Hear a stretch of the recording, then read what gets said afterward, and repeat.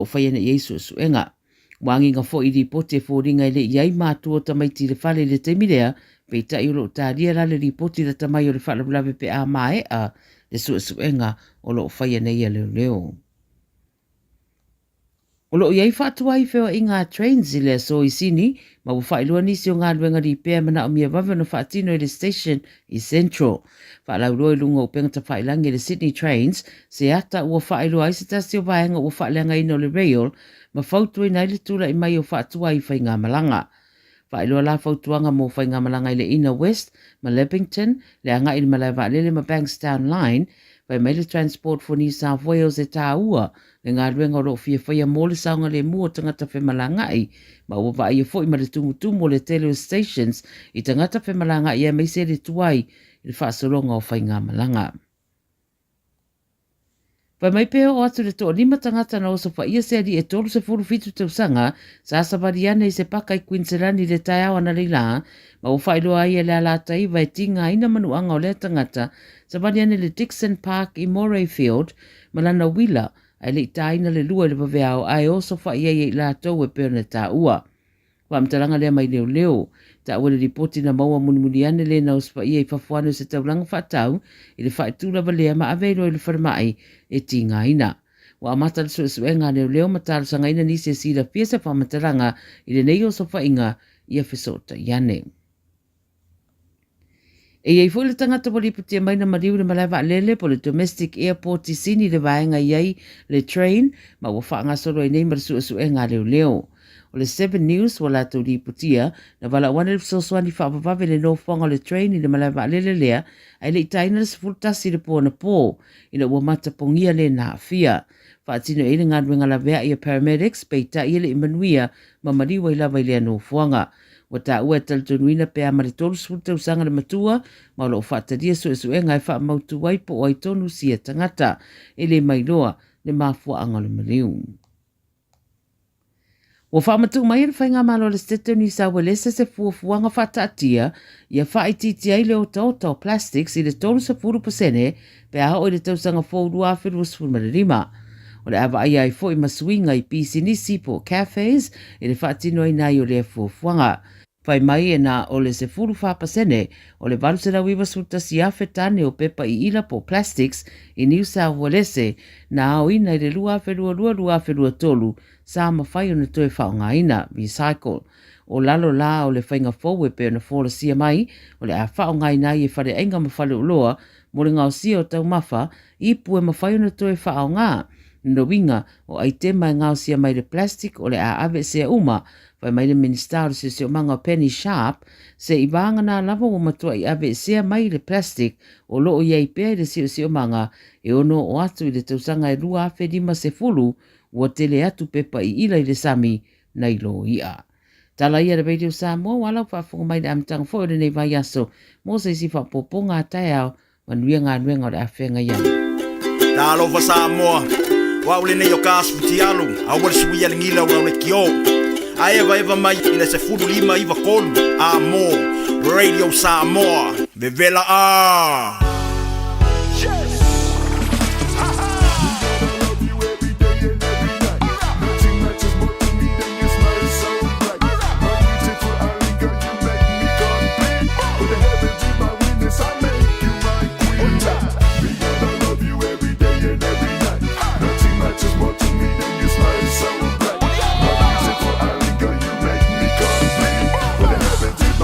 I make you right.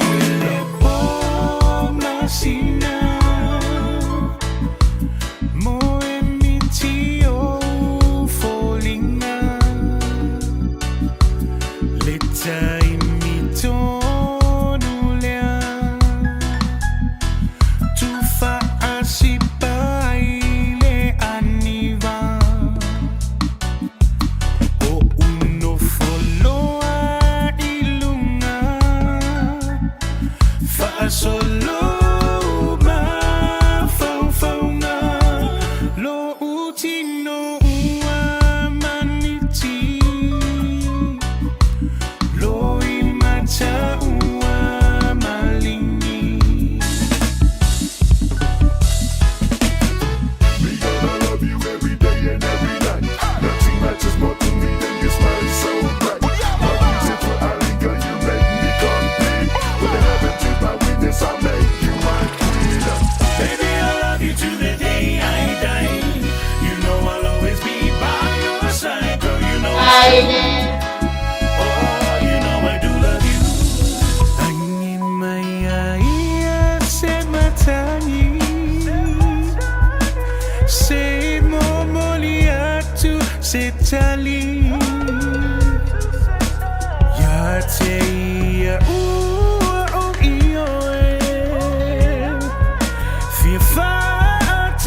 si pema ilo unianga fia maua pese mafutanga anale ilo alofa semanu otele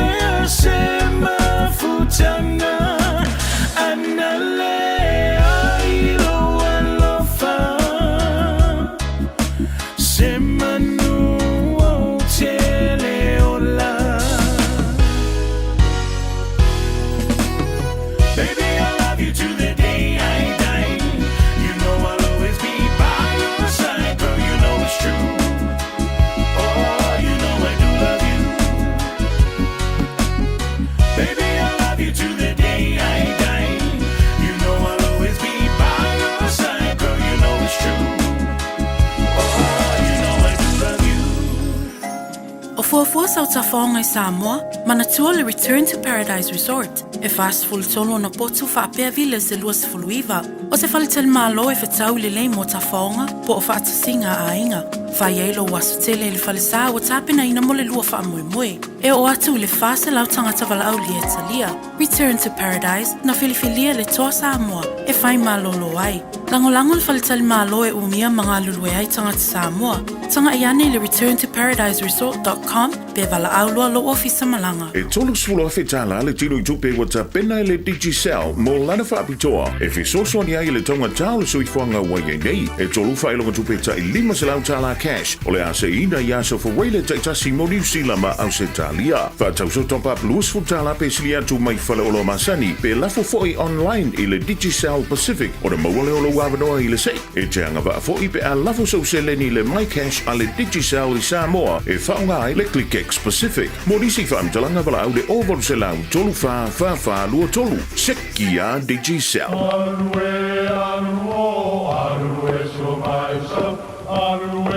O Samoa o le atunu ua mai au na tofi. O le la au ua mai au ngā tātulanga. E le to e tau au whangaina. O le vai fo i ua malili ua mai au na saili. A o lau polo kalame o le vau filifili. Ua na o se toi wha manatu. Ua na o se toi whangu ia ua nganuu Samoa. Mau upu ta oto, mau upu tu. E ala lea i ala ngā upu ma muanga ngana, ma le vau ngana. A wane i emisia le tātou polo kalame. I afi o aso lua ta itasi le itu la e valu i lunga o le Radio Samoa. Ia manu ia tele, lau mai muanga ma lau whaasaunga Samoa. Radio Samoa.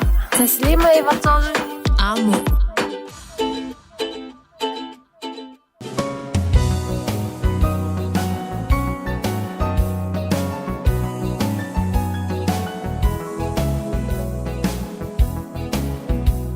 Taleilo a fuafua lau wa umatama. O ole a le pungai ua e whaapea mai ai. O whea alofa maoni o le alofa e tau i le oti. Tā alofa i o manatu o le awa e tu i alo fatu. Mana tua le amatanga ia upu mau loi mata. whai mai ele ai se unga o la tā maputanga. Wa e lo nei leo langa, ma ua sui fo I o lo uanganga. O nei mau mea na o mana o iai, ua lelea uma I le ala.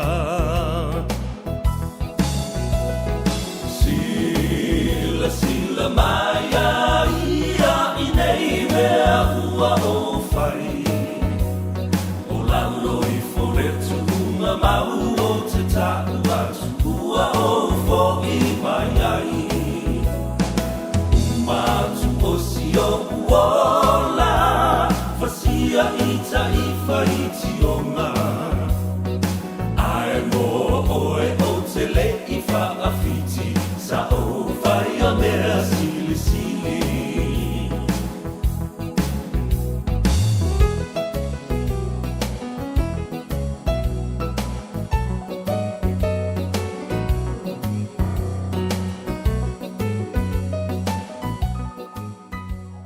Patalofa ia te oe, ia maufolofa atu fo'i, ia le tāpor kalambe, ia malona whaopoponga le nei fo'i vai aso, fau ma le amatango le nei vai aso, ngā Gagaifo Faiva o le atu pele o Samoa. Alolo soi fu manuia ma le langi ma, whamoe sa manuia lo tai au, le ngā e o le la, ia ma le ala usu fo'i tiute ma Faiva lo filima sa utou ngā pātia I le aso. Ia le ala ua tātou penei, Nua mai antole au naga ma le tautua o le malu o le tai au. Ia, ma le sunga fo I le ni iawa o ia tawai meni I malona au waa. Ia lea ua mai atu fo ia le fitalainga ia tia. Ia whapea fo ia le tofa I le whangabua o le vaimonga. Talainga ia se manu Francis Joane. Lea uli, ea o vai ainga o taumawhatanga. O nai malo longa pupu u fo ia e o le simoko. Ia lea la ua tātou tau nuu mai fo I le nei taimi. Ia le nā ua tūla lata e sisi foe. Ia ma sisi ofe fo I tau tai. Ia o na seu lea I whanua o le whaata maso ali inga. Ia ma le whaata utainga le nei tai au. Ia I la tau nā lausu ngā ngau le vau. O I la tau fo I nā lausu whae e le tai. Ioi. O mea nai whai I Samoa, o tātou I nei. E hala anga I le ofisa, roa le whale whai kāruenga. Ia pole hala usu fo I le whale aonga. Ia po o le ofisa I le whale whai ngāruenga. Whaatalo whaatuaila, ma le nganga whiwhia, ma le nganga whaaftai. Moe moe sa e alu le lotu a nafi. Ia sa loku fo I a ngafi. Ia whaaftai. Wa vea le sauninga fo I le whaamanatu. O nā iuso ia ta vao to ala kilemete. Ia ma le sunga ia lea unga. Ia lea na whanua la soifua. I le whaalavelave tau ta vale le toe. Tau whailo I le atunu o le nātu lango lauidua. Ia le service la le nā. Sa u lotu ai. Tolu whaiwhi au na launga o whalongolongo ai kere I alu se mea. No whai tonu ma whalongolongo le lei I launga. O masters uma meia na iaia nafi. I le au whainga renga le tua. Father Michael Enderman. Le fionga po le sunga le whawhengainga. Ia Reverend Philemoni a tuinga mala. Ia whapea fo I le fionga le sea. Le sunga le sea. Ia Yeli Paulo. Ia o la tau le da na mana vaina. Le upu nafi. Wata mawhana whana tuai mata ita. Ia ma ua whaapa ia ina ma whaapa maluina I le anganga pa ia o le atua. Sa musu mai. Mai maro kama. Le siri are ua sau le loku ngai kama ia. Talo vai atu le langi lea. Aia I le vana nofo Samoa tau ina sa ua le vai pe o le masiniai. Atu lo foi. Iau tu langa whalupe. Le tāwhatolu o le tātou vana nofo. Ia a wā foi pa ia mamalu whaale malo. O pa ia mamalu whaale atunu whaale anganu. Ia ai matua lava le tuu ia tu tau leo whangaluenga tutofi le tua I whata whaitau langa e fia. Whaftai te talo. Whaftai le tāpua I Faiva o alu matama whanau o Samoa. Le whanono ngā manu ia te utau. Ia, Aftai le tua i lo tau soifua. O tau whioi ma tamasa o le langi. Ia male ngā ruenga o le tau waswaswina o le ipuvai o le ola. A wā le soifua wha le anganga. O Samoa, male whanau o le tua. Wa isi kaka whamai o la ko whangau o le kua. A o kākou, o meo whangau o ki Apollo. So ia sau le ko ke whai mea whapiko. O manatu o tō o whanau le tua, ai a mako, ki whangau ngia. Whai ako i fwoi, wana le whalongo so o i o talinga. Io i tala ata ngata. Wa tau wha mio tonu ina ai i la tau. A o tātou, ia, ngā mkwapi, o pāla vai. E le ngi whangau a le atua. I tua ingai whai nei, tangata ino ino e. Ia, tā lolo manu nuantu whatingi o tau sala. O mamalu Samoa. E le ngafa tau limaina i se leo. Ai o le whala ua whola i le tai au. E le sunga i le ari awa o ia tawai meni. Ia le nāla tātou wholau whaatasi ai. Ia, ai mori le vi inga ma le whaftai i le tātou tapa au sili le langi ono mea sili wana ia whaia mo oe ma. Au a fo i pēa no whai atu, le se sa entisi, le se fia poto, le se fo ma i po o se isi lava ta ngata, su na te whaia le Faiva lea le tu, o lea. Wha moe i a te oe le po, ia ona fangu lea i a te oe, i le tai au.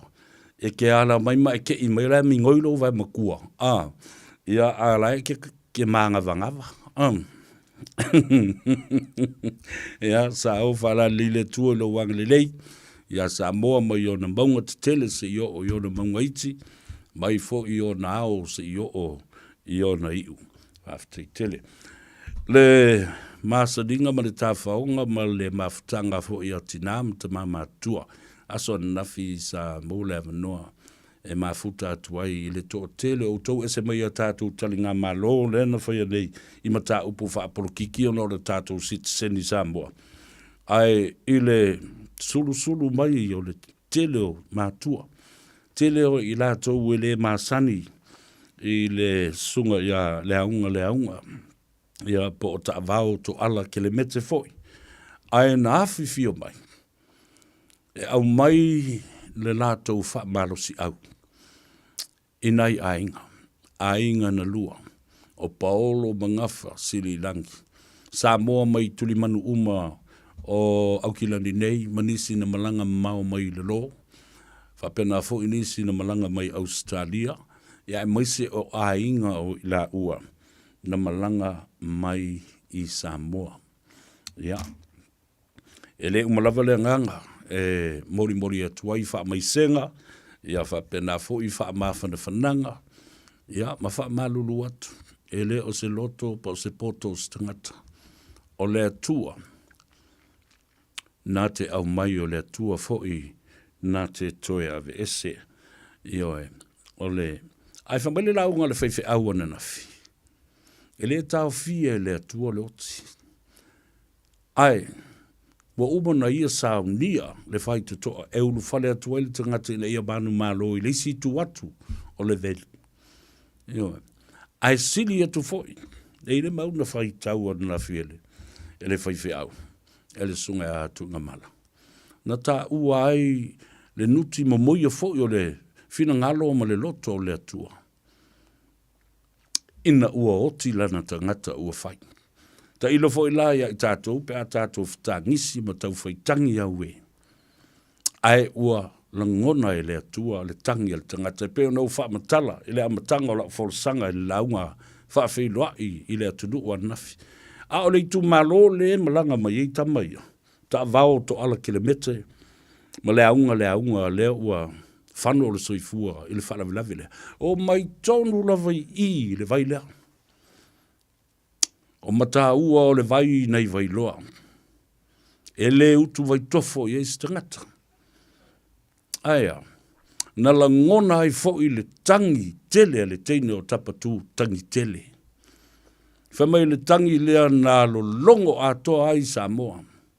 ina ua fasia lana tama o tafua i upolu. Matau valvala au ai le teine, ilona a inga sale muriang. Fea na iai. Ai e whapena le tangi le atunu. Le nu, le itu malo o a inga, o wō ma e masani, i le sunga ia vau vasa māneia, ma vau vasa māneia. Ia po le fionga fo i le muangu tia, ma le muangu tia. Fe mai sa tuala o fea o utou iai. Ai maliu fasia i le ala si au tama. Ia le tangi la le nae whaatustusa iai, le tangi tui, o le tō tele, ia ona o le ese fo ile awala no o mai le vala au le tua e ta wala nei fala lave matautia. E le mawhaiai ona tātou alofia ia le vala au le tua. O le mua e le fuatia, o le tia e le seua, o le tau e velo i le maninoa, o le maa e tongi whato tō i le moana, o le tā e le apoia. Le fina ngalo le maseua le nā o le tua whaito tas. Ia ia inga, taito lua foi ma whanau. Ia, o uso matua whawhine matua ngan. Ia mawhan whana pēr le tua. Au se teimi, ia, tu wa atu ma mumoli ia sā o ila ua nei. O lua taito lua ma a inga o le amalanga. Ia pui pui Yehova i le ala. Ia whaatafa i le tua, ni ao vale, ma ia wha moe le peau langa vale. Ina ia tau nuu, le wha moe, wheiloa i fo i male malo, o loo wha teli mai. Ainga, wome masani, paolo mangafa, ia, o tau malili. Ai pe o le tala le nai le aso na nafi, e sau se teimi to yo ofo iai ia se wha amatalanga. Le so, o le mous tātou ele tātou malo sa tu o mai, a wā o le so, o le amatanga, o le tala i tālonga, ia o tālonga sa whai e le whai unga o le nawa yaso. Ia, ai mai se lava la. Tālonga le kapi, ngā le korua kālonga maka iai. Ngingiva wha solo ato, ile ulu an se ilonga no o le teimi o le tālonga. Ale... o ai e pule le awala lau papa le no whapa. Le na whapea nei.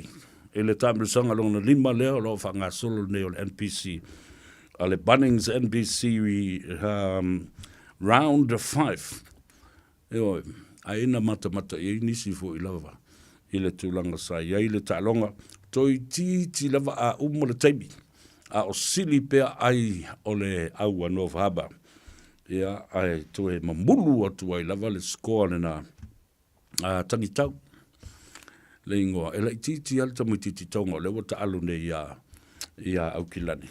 Ia, ma maua i loa ma lesi skoa, ia ma afo i ma le polo ova, tu la i mai ai o le tālonga ua manu ma lo au kilani. I le taua o le awala lau papa. The Battle of the Bridge of the North Harbour yesterday was quite an exciting game. Auckland 36, that was the final score, North Harbour 32. E o talonga i e lua, o auia o lea o lo i tutonu nei o lo tātou tu malo le ngata i Aukilani e whapena fo i manu kau i le lātou whitawinga fo i Northland e le whai unga lava le vai aso. Ia, o le nā, whai ufo i le tālonga, ia, wapupuka, ia, si vaenga fo i mai lunga i Northland, se fulu mare wha, ele counties manukau, lua se fulu male lima, ia, pe awha i e kere i maka, te le mea sa e mata iai. No, o mai le tālonga whaati ngā unu le na whaia nei i o i Cape Town. Le o so o hei ai ia le whaia ina le All Blacks. Me whetau i ai ma le au malosi le Springboks. Ia, o le whai unga le nata alonga, pēr whai te le mata ai. Springboks, me Cape Town, se fulu ma le valu, i le se fulu ma le lua. A le tātou au le nā. Kako kambauli ia le All Blacks, Ia, na pauna o nei ta'alonga ia. Ei le si tātou baua si tātou ripoti i le aso atai au po le vaso fau i le whai unga ia ma le tāua lunga o le tāmiusanga kilikiti o lo whanga solo nei i le motele sa la whai matu mua i le tāua o le toe le langa mai o le tālonga kilikiti. Ona o mai leo la utala noa i le aso nafi. Fa umatu ai la utala le aso nafi. I le moli le nganga whaftai. I le afionga i le konsula o au le tātou malo Samoa. Fa pēr fo i le hai komisi malanga mau mai.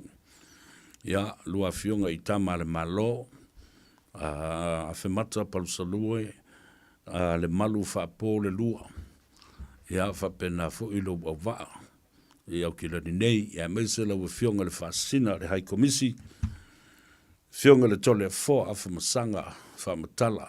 Langa mau mai fo i le lau mua i Wellingtone. O sui o le mautafono ma le pale mene o New Zealand. Ia aile ngate le nā o sui fo i o local boards. Sa awai uma i le aso le nafi. I le saulinga whaamanatu le nei, Memorial Service for the RSE workers, ta vau to ala ke le mete, and also le aunga. Ia o siuso ia ta vau, tolus fuma le tolu o na tausanga. O le sunga ia le aunga, tolu se fulu ma le fitu. Ia, na malanga mai ia na i o la taitolua. A mofu lewa lo te whelo iai i le tina ia nu lua. O le tina ia nu lua e ona ia le to lua po le lii. I ia whaofo, wili whaofo, lea na ave ta vale ma maliu wai fo i le nei lava wha lave tasi. Ia sa opo atu fo i ma po polo na tua ma wha mawhana whana. Ia te ia ma mamoli ei le upu wha malosi. Ia au te vai atu ali tina. Ia e toa lava lana whautanga ma lana whaato whala inga. Ia ai o te loa. Deep down inside of each and every one of them, there is a lot of pain. The uncertainty for the future is painful and still so painful. And will never leave them until these wonderful men will be laid to rest. Whaftai le official consula. On lona nganga wa manatua o nei mea umalam i lato umolo o ngā lulua i le malo. Whaftai atu fo i le sunga lau fiso Tomasi Penny ia malau fo i ngā ruenga malau pita la au ia awa ia le le whamoe moe o nā i o tātou uso le aso na whina matua i whatu mulia ato le mauta o Samoa ta māmatina matua ia, na ofo i le taimi na tuk mai ei le avanoa e whaife au. Mo nisi o le au fia e fia mo moli ni mea lofa ia ma o lato wa lofa anga foi mo sina taimi pupu. Sa uwa ai e tuwai wa tula i ane sa u fia papa i atu iai. Ia alanga o lo fusi umalo na fatafata malo na ua. Se tasi fo i o li i na malanga i le van lava le tasi lea na mali li wele to tolo. Ia sa whaatao tolia i le whanemai o no manuanga to tunga. Ai sa o tatalo ma tatalo fo i mawhaftai i le atua. Ina ua vaai e uiala e le leitele lan sa vali. Le uso ia lua i tavita. Lua i tavita ai whafunga mai. Ia le a taua sa vea le nei. Ia whapea fo i le sunga ia lauli Isaac Paunga. I le tātou porokalame o le nganga ifo o tau Faiva. Tālo whai. Ia o le upumoni ale na. Wa nganga ifo o tau Faiva. O au tau tutu malemanu malo. Tā pena e sauni i Samoa. A o whaatalitali mai nai o tau a inga. O wōma e masani mina e o taito rua ma whanau. Ia e pangalea, le ua toi ele o au te roa, ma masaa i le toto, ia ma whanoa i le soifua.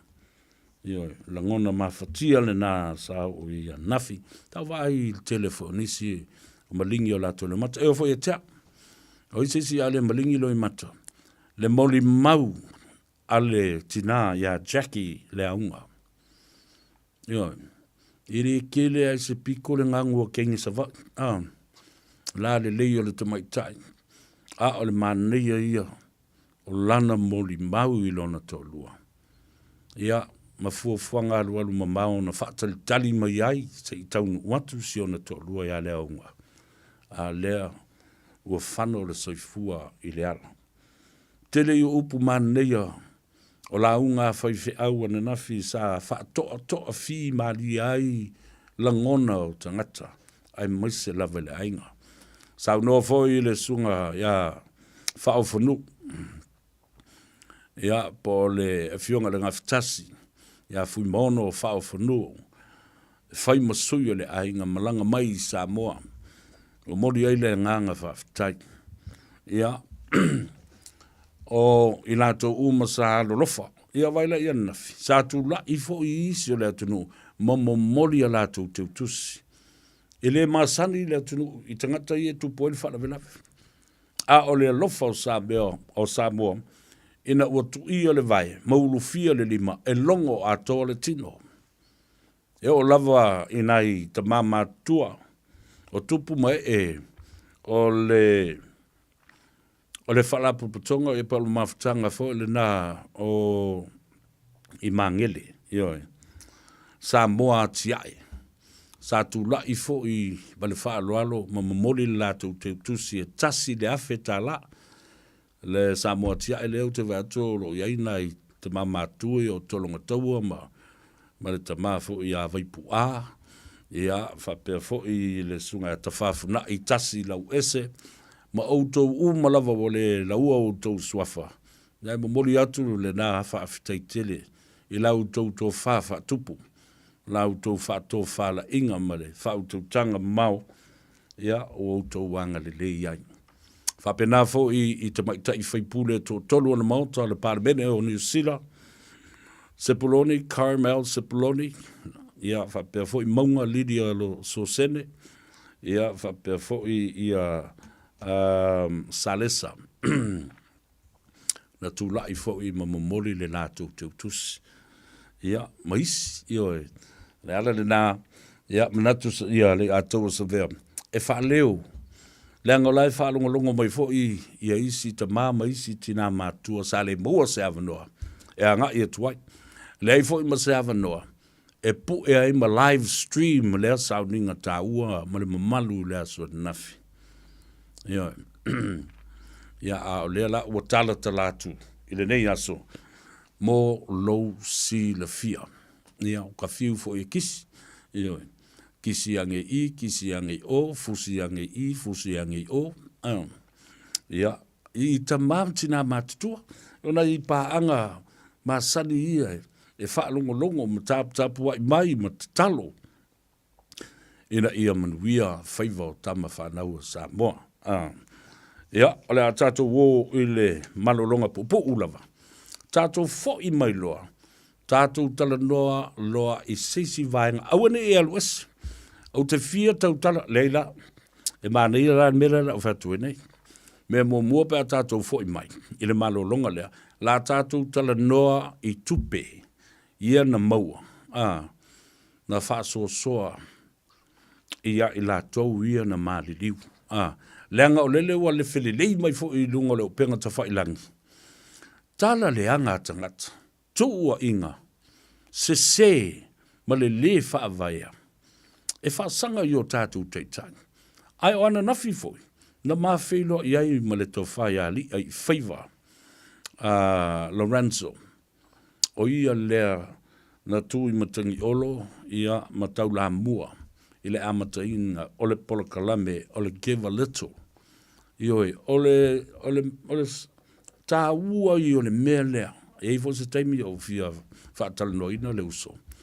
Ai ese le manino lana saunoanga. Māleanga ole give a little account foi. Ele so na whaia. Ioi. Ele tā alo aini au pua amani maile ai tupe. Tu lau whaafonga le tunu. Ioi. E whaia i le tula fono. E sila fia le lei e tangata ia o whaia. Iai le fsosoani. Ma na mafua ai ona la ngā e whaise account o le give a leto. Ia mai la tau o lo o whaia.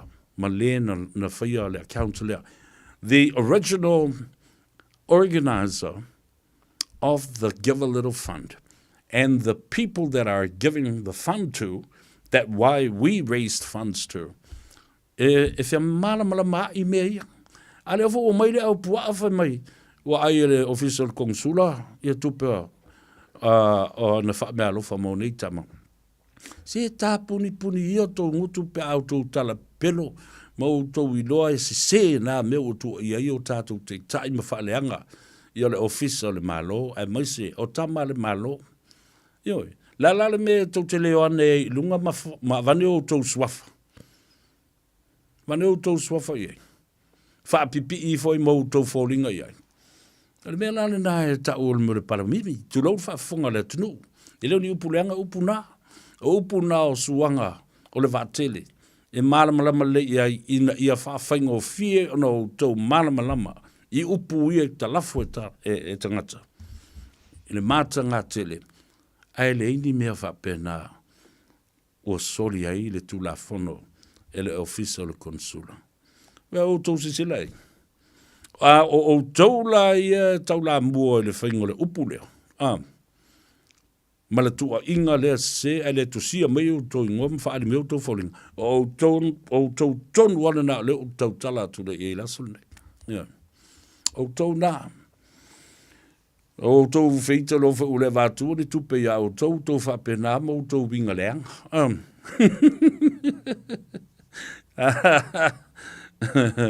Ka fia fasia ma sisi.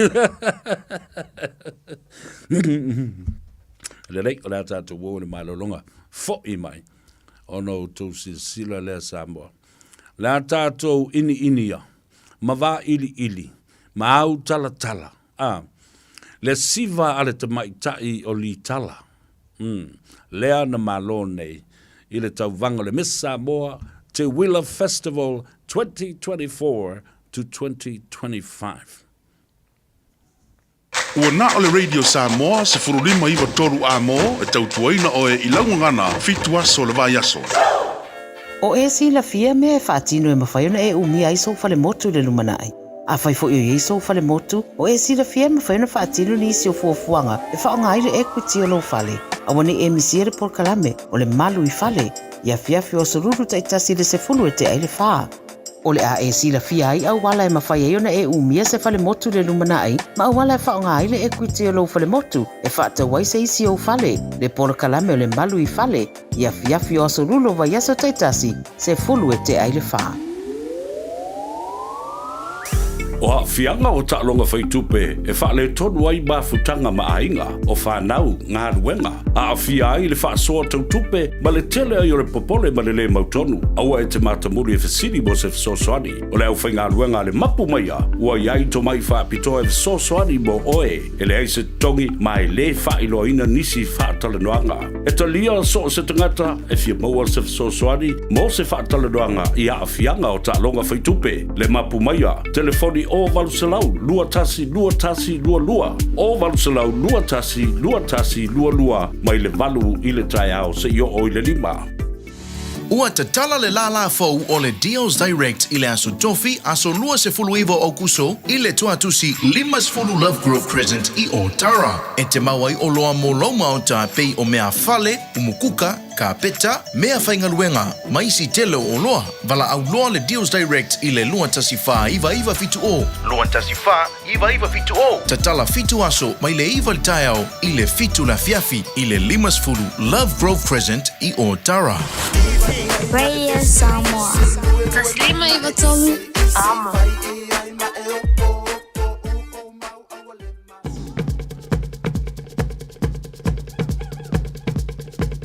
Ia, toi whatalofa ia te oe I le aunanga ma le tautua le nei. Le atou sa vea, ma le Gagaifo Faiva, ia malo uso, ia la uli Isaac Paunga. O le tauanga taleni lea no o iai, the talent show sector, or part of the Te Willa Festival. I want you to listen very carefully. I want to draw your attention to the introduction of the talent. Pe mai le whaawinga ina le upule po le definition e le tusi nomi fifiloi. A talent is a natural endowment of any person. A natural endowment or the natural ability of somebody to create something without thinking about it and then later on be developed. O le natura o mea, e tupua e le tangata. E mawhai e ona ia whaatino se mea ua aveo se taleni. Ioe, ona mawhai la ia lea ona tinae, develop through the years and over time. Tātou whanongo longo lai le taleni le teine leo li tara. Miss Samoa, Miss Te Wila, 2024-2025. I want you to listen to the introduction. What is the message? What is the message that is portrayed there and conveyed? And what was the intention? Whalongo le lei, I le folosanga, le mafua anga, wa whai ai whapea, ia mataleni, le pese whaana mua. Upula sa waitua. Watch this.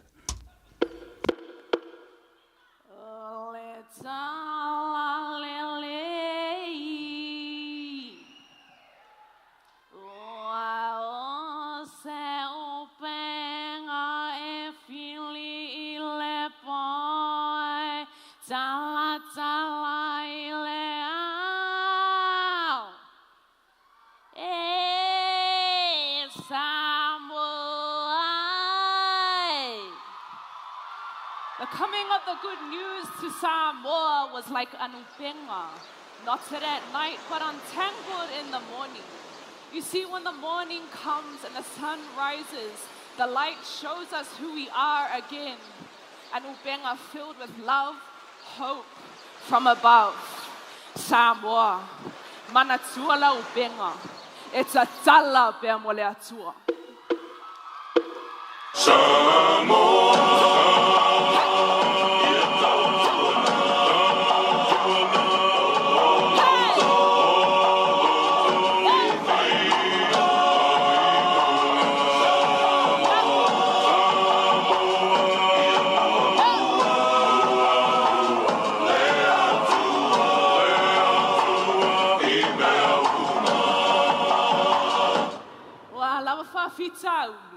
E file mu matalasi pe ole atua. Ona le talei. Ole tala lelei. O a o se openga e fili ile po. Ai tala ile au. E Samoa.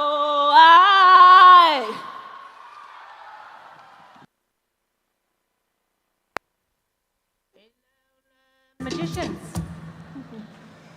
Moving on to our contestant number 10. Miss Impact Services, ladies and gentlemen. Litara Loma Leilani Yeremia Ellen. Litara pays tribute to the Talaleleia Samoa, the cornerstone of our Samoa Matalasi. Descendant of pioneer missionaries in Samoa and the Pacific, she honors them and her beloved Sapapali'i, the cradle of our Talalele in Samoa.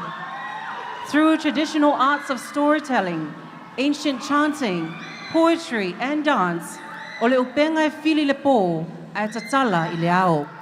The fishing net is knotted at night, but untangled in the morning. A metaphoric reminder of resilience and unwavering faith that shaped our nation and our call to uphold it amidst tides of change. The Talalele is her Samoa Matalasi, ladies and gentlemen, contestant number 10. Ia le nā lau o tō whaafonga iai. Pete mena o tō tātu, le whola sanga le nāi le amatanga. O lo au mai I nā le ano fale. Langa o leo hei tautangata matilutilo I le pese matanga le teine. Ai le whaitau ma mala malama ma whaalongo. I le fola sanga. What was the intention of this talent and this creation? It's not about the voice. It's not about her performance. It is about the intention. O le mafua anga nā lai o na whaida mera. Ma le whailau tilo atu I ai. E ai le sootanga o le tāleni ma le mea lena whai nei o lana whaafiafianga. Ia po o lana fo'i o ana tahanga ma mea na whai. O le matua manino e ai. It was a creation that was intended to bring together the theme. Ma o vaenga lani o le au tū o le tau whaamatala mai. Le atua ma le taunu mai o le tala le lei. O leo o la mātutua o lo au mai. I le pese ma lana tau mawhainga. I le whaatino ina o ana tanga malona leo. These are voices from the grave. O leo ia na wha leo mai I le tuunga mau. Ai sea. Nanga o leo ia e le toi maua. O leo ia o lo mātutua matina. E o lava fo I tama. Ua whai I langi le lato wholaunga. So it's not about the voice. It's not about the sound. But it is about the context. And the context is more important. Ia, o le tāua le nā. O em whai an tātou tala noa, ma mai fo I whina ngalo le atunu, o em whai na tala le tātou leina. Awa o le Gagaifo o tātou Faiva, I le afiafi. E ma whai ai, o na tala le atunu, ma mai fo I o tau whina ngalo. Tātou whasoa, ia, ma whapena o na tāua ai le whaafonga le atunu. O le meo le tāleni. These are natural endowments and the capacity for somebody to create something or act in a certain way without thinking about it. Ele mafo fowina. Ai tasi lisi vaenga ta uala. O le imitation le na whaia le teine lea. O lo ta ua mai ai le folosanga. Le nganga tautua. Ma le nganga tapuai o tangata Samoa I nā o na vaitau. A o le I tau nuu misionale. Ma le tala le le. O lona sotang. Le anga o I le ele na puna whanau. I le tala le le. Ma tō ai le upu.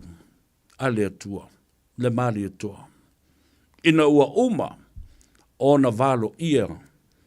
Ele te maitai o nā whanua. A o le maitai foi o li taura Jeremia Allen. O le tama whanau. O le teine whanau. Ama tā niu whea ngai maleata. So you see the connections from all over the place. It is beautiful. Le lei, tātou o le leina o le nā ua matala le tātou leina. Ia le nā, whatalofa I le whasoa I le rei tae au, o le rei a fiafi. Ina ua Gagaifo o tātou Faiva, mautou Faiva mamalu. Ia, tātou whasoa le nganga mama, ma le nganga fiafia. E mau aise mea o ngā le tupulanga telefau, ma le atunu atoa I le malu maanga I le mtau, tālofa lava. Malo se fua eska. Ia, tālofa lava. Le suaf. Ia, o koidolo le ket fok. Ia, sauno ia. Ia, ia le makapu ai fola mai. E long makamaka I le, sau makamaka I le, ele so mo le so lua ele nga fai ya makamaka kwai lunga le o ko makamaka le pole le skonga I fai ya o ya manga ya o mak ya kale ni ya kama te kauva e ka ele le pon ka ua le nga mai le kingele o fi o kele kau ele kingele kele kau Ai ole ma ko makamaka nga mangisi o so na po. Ngo makia te ma lor kingile. O nga le kele o sika mai kai kauba. E fesili a foni e vaku e la quelle a fo e sashi le yale ele e kau kum ari kingile. E kai ming fa e fesili vole sili makati. Ia. Para makoa ma ngai ia ala lua ko fesili sa o kali. E o vola ilanga kali ngile pe o le ngai ka mai. Uso ingale ole ang falenga o ke lole ang falenga ole kauvanga. Ia kailo ye ia o la unga kilo. Ia o ka fango ngo afo. Ia o ka vai ko foilunga. Ia o foi kanga wala ko la foia. Ia fam kalanga li sikawi fam kalanga le. Ia o sai ia o pawale me ka ko ai fam singo. Ia le ole me moni le fai. Ina ia wha manino i langona o tangata. A watu fo ia te au la tau ia ole te tai o le tātou polokalame. Ai e iei fo ia u tāleni.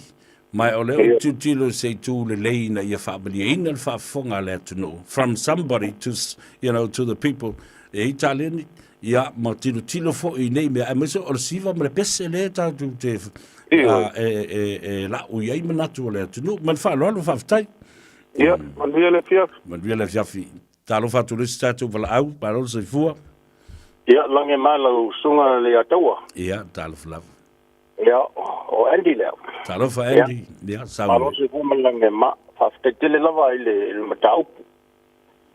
E tate se lua i lo sa, il whamatala ina, le atoanga o le afo i o le taleni. Sa utilutilo ma utilutilo. O fia tonu lava le meanga ia i le tanga o le afo i o le taleni al tamaita. Ai ina ua auto e matamata matilo le leia. Le ua e maua mai le atoanga fo i o ulangona. Nā dira, tai. Le ua e maua le ulangona. Ma o lau tau mai la matanga lava. No o confident lava o le numele se furu e afo i. E ma lo, ia o la le a whainga peto tele le na i furu whala tau ia. Whaafatai vi yele li i lato tam whai. Nalo, whaafatai. Ua wa le tilo. I mea umalava pe i ona o anga prices fo ina maua. O tali tonu fo ia, ua tala whianga i leila ma maia. Ai, o motu ngā awha fo i o tatu atu, i o tatu tua le mal tatu wanga. Nā dira. O wha lava na whai. Ai, le lei, ai leanga, i o leanga. Ia ai whaapetele, o lau le na manatu lau sunga li ataua, tate se lua, i le moni mal wha maoni o le hafo i le vaenga lea na e tai mai, whaftai manuia por kalame. Ia, manuia fo i le Gagaifo Faiva i le nei a fiafi. I le whaafonga mai le tātou tunu, i o whaatali lesi a tātou wala au lea, ese le tāua, o lau whaalongo i le amatanga o le folosanga. The introduction brought the message that was conveyed, was to be conveyed in the performance. Ia, whatalofa le tātou proklami, malon se fumanuia. Talofa la wala o fionga le atawa. Ia, talofa tina. Ia, o aina le telefon. Talofa aina. Ia, o le, nga maka lo le talengia le, asi a fine lea. Tua i maua le leo na yo tatou mātua mātutua. Sao le ilo na wha leo ino o lato leo. Wa tatou e mawhau ai ina yo ta grandmother. Wha penga umale pese, maua umale tene. O lea la, sa o tolo pulo tene. Le toa lo na loto. Malana talen, o lo fitau le malo. Au leo la wha tai. Malo, wha tai tinam. Yeah, so Langona, my tattoo, we're very passionate about things like this because it really hits home when you listen to such voices. These are voices from the grave. O leo ia, o leo na au mai le tunga mau. These were lullabies when we were young. O pese fo I nei sa wha moe ai I tātou. Pea o pese usura o ka mama kua wan maliu fo I so alu matua. O se lau ma le ono na tausanga. E si wha pea fo le ma pōpō I o na vai. O le olu mau pa le olu lulolo.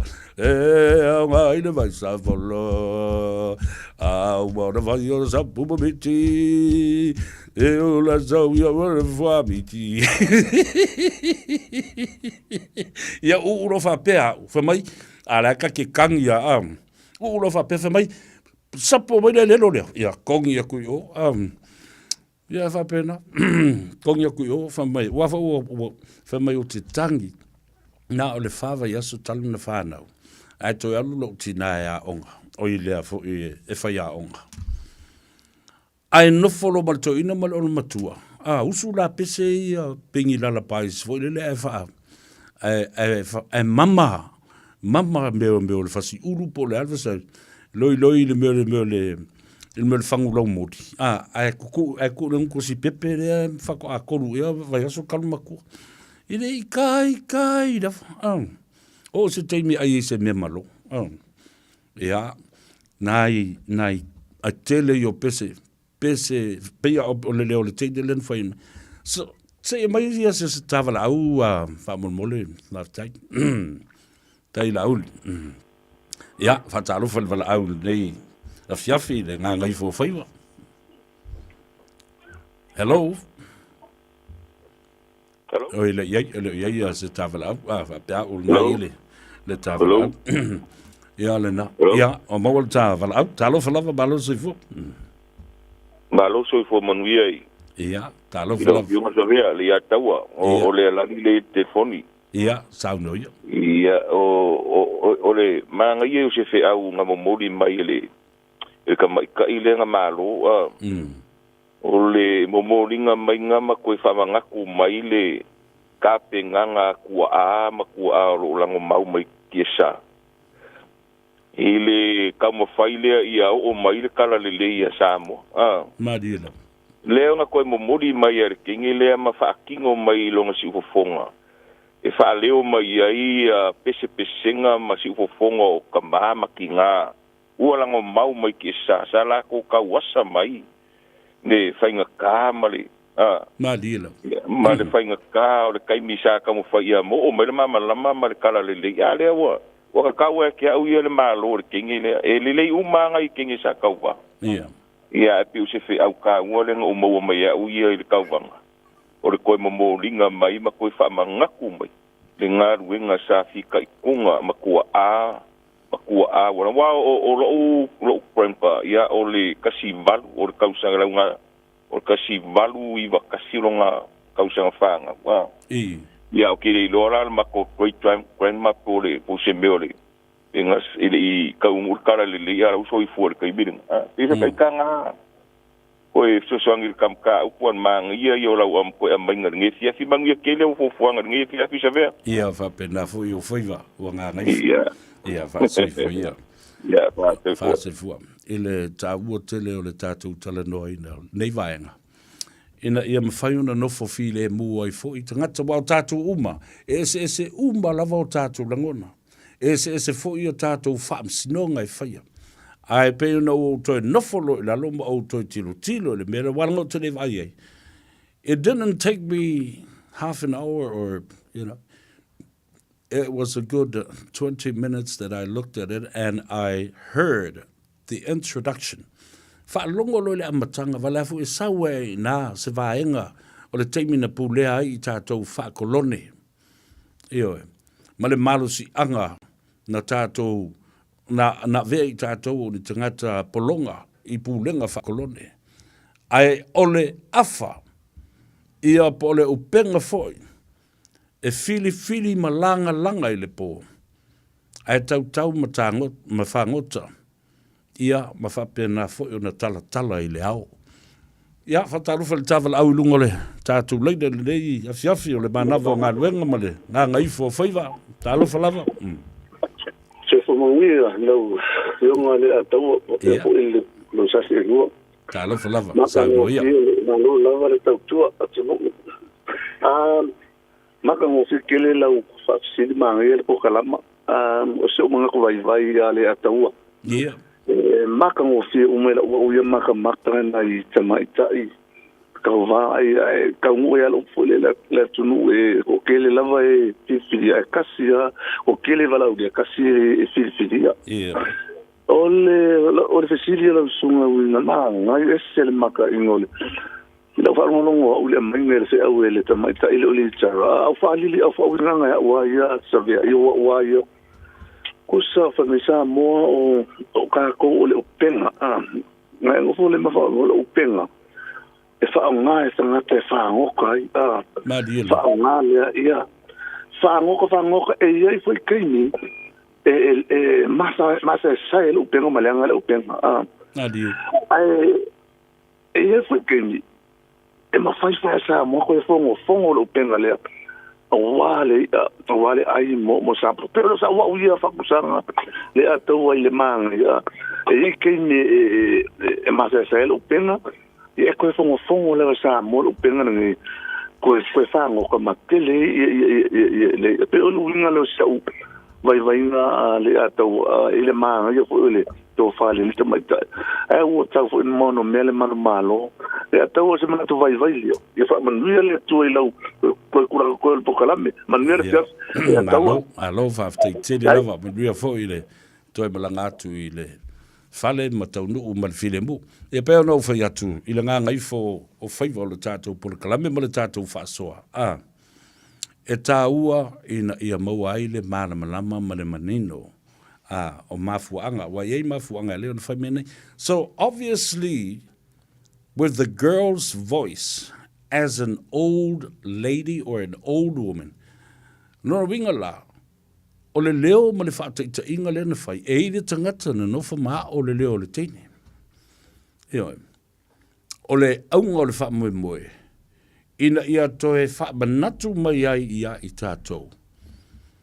Nai o tātou tina mata mā tutua ma o lātou leo, ma o lātou pese, sa usu, ma langi, e wha leo ai o lātou langona, ma mea sa tutupu i le nawa i tau.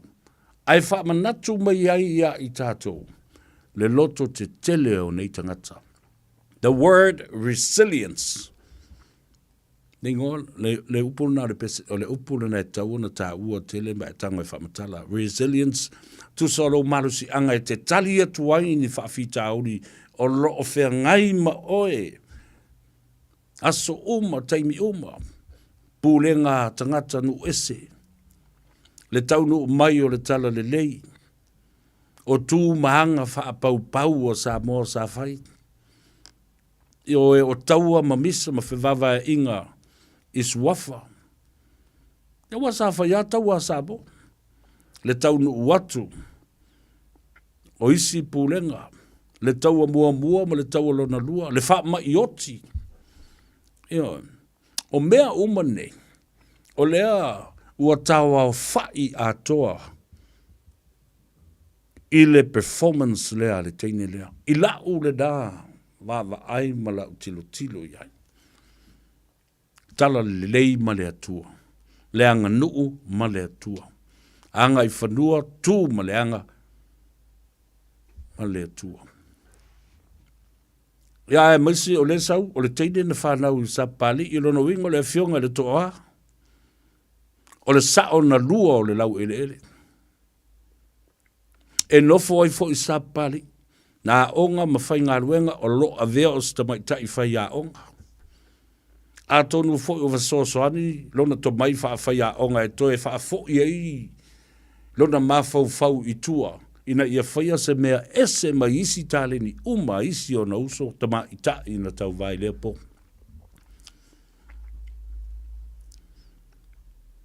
O i whanale mele o le tale ni o le. O le lai tau o le mele, le upfa pertania. She was a professional imitator. She imitated the voice of an old lady and that old song. The voices from the grave, the sounds and voices from the cemetery. Yoi, o leo sau mai whanua tanu, o leo sau mai i tūnga mau. Wa toe au mai e le savili, leo sa ola ma soifua ma toi wha manatu mai. Ia, ele a tātou se e a tātou telefou, o na whaisi tātou ta mai malolonga fo i mai, wha a wau le au nanga ma le tutua le atou se vea, ia wha pia fo i le uso i ala uli Isaac Paunga i le tātou por kalame. Ngā Gagaifo Faiva, ina ua mā nawa ngā luenga o nei aso.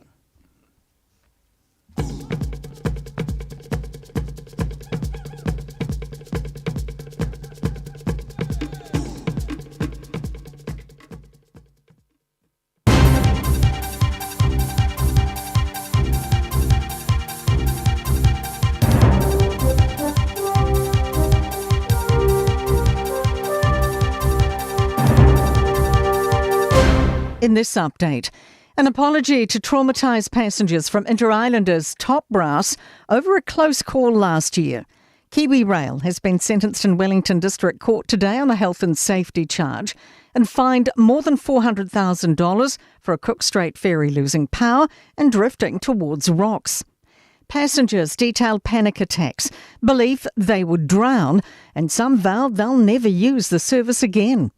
Inter-Islander Executive General Manager Duncan Roy says they accept responsibility. We're sorry, we've changed, we've improved. Please come and use our service. First steps are locked in for delivering a government campaign promise to fund more cancer drugs. Pharmac says from October, Keytruda will be funded for eligible people with 5 different types of cancer at different points in their treatment. Prime Minister Chris Luxon says from November, the drug buying agency will fund Opdivo, which treats kidney cancer. It is expected that around 600 additional eligible people will have access to Keytruda and Opdivo in the first year, and that around 2,300 will benefit in the first 5 years. A teen accused of being an accomplice to a 19-year-old charged with murder has followed him in appearing in Auckland District Court. 18-year-old Maxwell D. Repia was fatally shot in Grey Lynn on Thursday. 3 other men were injured. Jordan Dunn has more. A man's appeared charged with murder and 3 counts of wounding with intent to cause grievous bodily harm. An 18-year-old accused of being his getaway driver was in the dock, where he pulled the finger, then winked at media. He's charged with being an accessory after the fact to murder. Both have interim name suppression. And the Burnett Foundation says sexual health services need funding and resources after news people with suspected cases of Mpox attended Queenstown's Winter Pride. People who went should monitor for flu-like symptoms, swollen lymph nodes and lesions or spots. And that's news. In sport, tennis world number 1 Jannik Sinner believes his US Open title is a triumph, given the pressure he was under due to a pre-event drug scandal where he was cleared of intentionally taking steroids. Wellington Phoenix coach Giancarlo Italiano has quashed speculation surrounding the future of striker David Ball. There was speculation the English forward was looking to leave the club after being told he was surplus to requirements for the upcoming A-League season. Italiano says Ball, who's in the final year of his contract, still remains a part of the Knicks. This season, whatever contractor players I have here past the window, September 15, are all going to be loved and all valuable and will be all used. So, yeah, and I'll leave it at that. And that's sport. I'm Raylene Ramsey. Ua mawhai ana au ina atu le tala o le tau i aso taitasi ona o le lango mai a le Pacific Finance Limited. Telefoni o Valselau fitu whawha lua lua fitu. E whatalo whaato le tala le nei o le tau mo le so mo le aso atai au. Winga le tau mo le so, e maatele ina langi le lei le tau, e to ulu vavasolo ai nei timu, mai whaasolo ina mamafa timu nga le afiafi. E angi mai matangi mai le tu zifo, mai angi malu mai savili mai le tu matu o le atu nuu, whaasolo atu i le afiafi. E ngoto le la i le valu minute te ai le tu lai ono i le afiafi ana nei. Winga le tau mo le aso atai au, e langi le lei le tau, mai angi malie mai savili mai le tu zifo anga i atu le awa uli. E oso a ele la ile toitos futolu minute le tu lai fitu de tai au atai au, ai ngoto ifo le la ile iwa minute te ai le tu lai ono le afiafi. O le tala le nao le tau mo le so ma le aso atai au. Wa lo le tautua le Pacific Finance ino do ngā tupe mo so se wha moe e pe o maliu wha ai puiponga a so wha nau whainga malolonga ma so se wha lewelawe. Ai muisa le toi fui ato wha nau I le aonga. A palai nei loi le pacificfinance.co.nz be wala au le ovalu se lau fitu wha lua fitu. E talo sanga sau no ngā tupe I le vau le 5 se lau ma le lua se fulu a whetala. E lua miru te whatali e lau tau sanga online. Ai tasi le tula e whatali e se tali. E ia ngā wha bitoa. Walau lo le Pacific Finance Limited I le ovalu se lau fitu wha lua fitu. Ovalu se lau fitu wha lua fitu. Radio Samoa Tasima Ivatolu Amo Radio Samoa. Te whatalo whatu ia le tātou Porkalambe o le ngā Gagaifo o Faiva o le nei aso. Ia, watu le wha malo ma le wha aftai I o tau tiute, sau tau ngā pāti ai, ma o tau Faiva alo filima. Ia lea fo ua, sisi ofe tau tai. Ia, ua seu I whanua, lau tau whaatamaso ali inga. Leo mafuta mai, ia le ftelenga ia tongi sia, Peter Wilson, ma o ia fo I o le ripule o le tātou whaneta wane. Whae goina Omega Cars, talo whalawa balo sa I whumibia.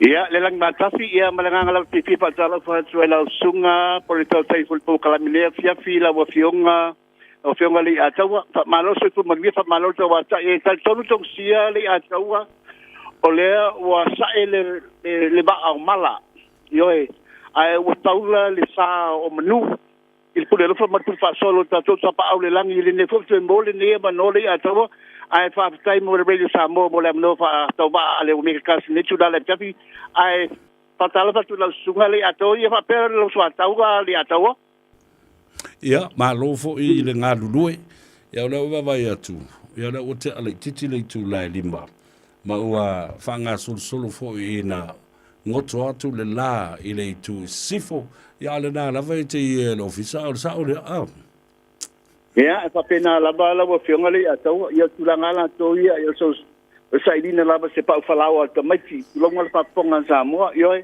ya no chiute foi la to no ta to le ma fa lava no foi ni to fa ta va a tongsia e fa pe fo sunga ya to me makati pa pe tu le ya to no ta to pa sunga ma ta mai au lo me ka kazi lu ta la ke ministry va le ya tawa alo ya la foto yo au ba se tali poti tu sa bale nei aso male o nanga fo ia fa ta se bale tatu atusi bale ta telefoni.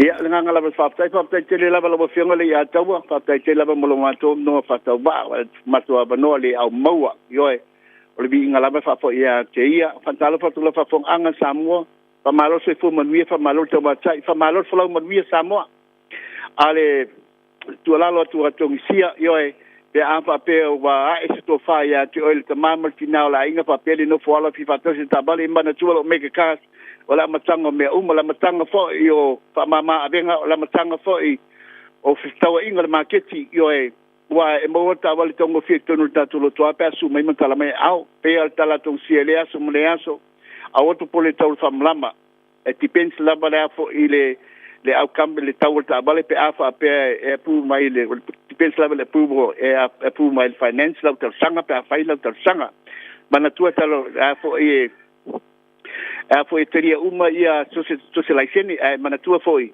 le fo telia ina o e le ai ni la sele ai fi fai se tabale ai o e le ni la sele tau laba ona le leilo swafa lo tongi ai talafu ia ni tu langa la tolu to sanga le matu te ba ai lo sa le bona fitness registration pa people service in da bali Samoa ia fa ma venga nga tungsia ia te oi morisi tolu to sanga la le me to poliai pa laba me focus ai ol tongi ngalo sa fo ai ba ai tungsia lo ta bali morisi tolu to sanga la le me to poli people ta bali ia te nani fo au ni ngalo ta refer fee ia fe di masala ta la societa bali and what refer fee on ta to piki up tele trabalha fazendo pipilinga peço maior tanto conventional band family band tanto mini band tanto Toyota Hilux o tanto Ford Rangers Nissan Navara o tanto Mitsubishi Triton e male Holden Colorado bo foi tanto SUV la poa fiololo laiti ia hybrid cars também kise sport cast mo planga talbo no avano tono tato to mi manatua foi specialize tato fale ta vale le for customizing o ta vale por la me fina ngalo tanga te papipi lo sa yo tulanga la banga la fatinga tu sia i se tau tongo fie ale na foi e fai foi tu sia yo e gat fa mama benga nga tu sia tu su mai matala mai al samo ile lu salau kemeni stripe ben mankau lu salau kemeni stripe mankau pala man tato le nine ole oiva lu fitspitu lima balu tasdua oiva lu fitspitu lima balu tasdua te foni febrai le sunga ya to mai ko makapi ole olu tasi lima balu lu tasiono olu tasi lima balu lu tasiono al telefone tu sia ole olu tasi papi tuono lima patasi olu tasi papi tuono lima patasi panu ye tele la faso songa sa bo so ngalo ya tawa ya wala mo fai lima to tenho tatua tinu ya fato papa so fu tu molte miletu ele uso ale ya tawa alo vaftai tu sia ya ria foi Faiva toi le dei foi fiafi ai fa soi foi ya le na Samoa wa fai foi ya alwenga ale na foi tamali ya o to telefoni la to masani ya i le telenga tongsia ma o nanga ale sunga le fa fenga foi ya pastor to McCarthy la to telefoni lua fitu lima valu tasi lua fitu lima valu tasi lua ya po le telefoni ole o lua tasi fa fitu ono lima fa tasi alo na ya nga ia ni o ile lua salau Cavendish Drive i Manukau ona o mai leo la u tala noa au tatou yei pe le talini le tamaita i o li Tara Jeremiah Allen o tau sila foi i le upu leo in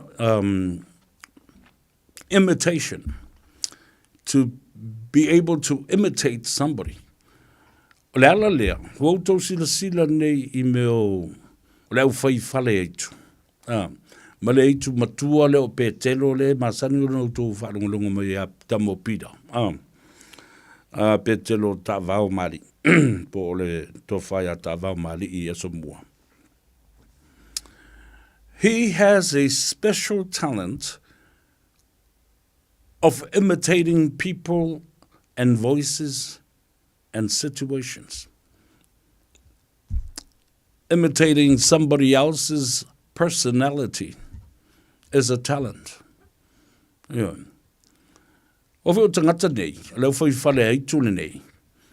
They feel like somehow they have been given a license to ridicule us, you and me and him and her. O tofa longa ye le berna.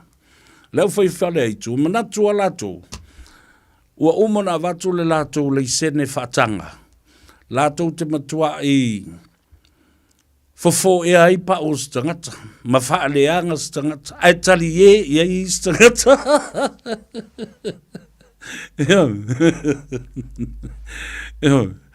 It is a talent.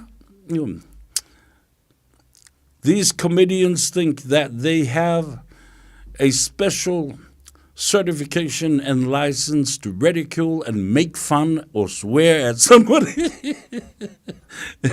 Is a mai la taleni la urina. Ile taleni est mai ta yo li tara po le fionga fo ile toa. Ia tātou mali e ia Samoa. Io e whai lava le tangata lana whaamisidonga ale au ngau le tātou por kalame. A watu ai ni manatu. E fesoso ni atu i ate oe. Malou le mautonu.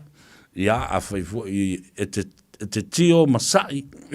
Ia o lau lava i ate tau le nā. Ai tā ua tele. Ono le o tātou. Ua ta tai o tau i le mō le ala. I le amatanga o le folosanga. Io e. O fea ao o iai le folosanga. Fea ao o iai le whaatinoina ma le mafua anga walai. Ona toe la langa mai leo ia. So, it's not about the performance and the voice of this girl. The Miss Samoa Te Wila Festival 2024 to 2025.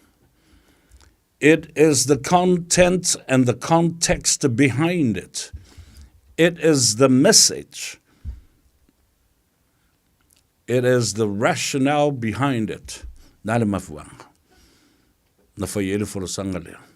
O na whaatino ai la ia lea. O tanga ma leo ina ia pula ai le sa vali o lo tau mo moli atu. Ia e mese, o lai whaatatau tonu lava fo i lona ele, ma lona afio anga na toa ai le upu o le mali toa, e talia le lotu. Ma taunu uai le wholofolanga ma le valo anga. Ale te mai tai o nā whanua. Tali i langi. So rua malo. Ia mali e toa maso. Ia le nā.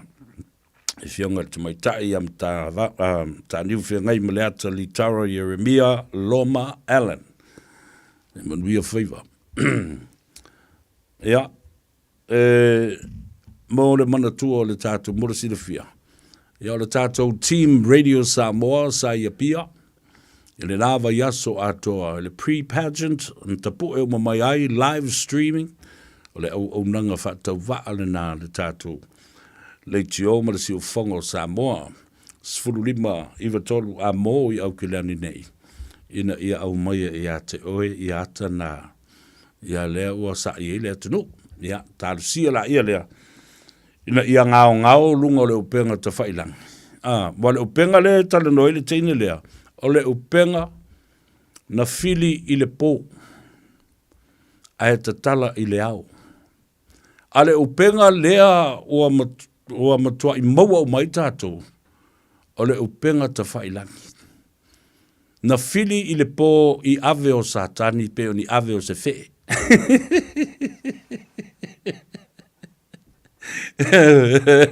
Lea lawa pipi I mau I ave o le whee. Ia nganga o tangata. Ia mawheo soia I loi lunga. Ia mawhai whamai o le lātou sa alutonga ma le ia tatau. Nai sa oe. Ia, nai sa oe. Ia o lau lava le nā ia tatau. Ia ma lau foi whaawinga ina o mea ia. Ai tauia ina au ngā le whaawinga ina e le atau o sa vea. O nei mawhauwhaunga ma mea ua.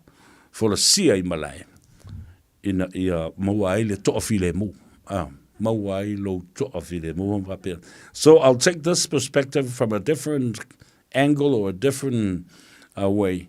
So that is my perspective of it. And that's how I see it. And that's how I interpret it. And that's how I transform and translate it to you the best I can. O la u vaile na, o la u fo I whai unga le na, o la u wha msidonga le na, o la u tala ina ma le wha uinga ina le na. O lea ngai o inga na whaia, e le ua avea nei ma tau sala o Samoa, e le Mr. Willa, lua awhi luasfu wha, se yo o lea luasfu ma lima. E se teimi matala noa I ma la u uo ma mai. Le sunga I le whaiwhi au, ia Reverend Lale Peteru. Ia nā mai foi leo, o sana tō whā, ia, ma se whautanga foi. I le mata upu o tātou tala noa, nei ia manatu, ia ua nofufale, ia te oe molo whina ngalo, ina ia whaatoa hai, ma maua ai le while mō. Ia ma mawhau I upo istangata, o tala istangata, o la kōwhui ai kia, ma la tau me totia, ma le whaawinga ina, o la tau me totia, o le saolo tonga le nā.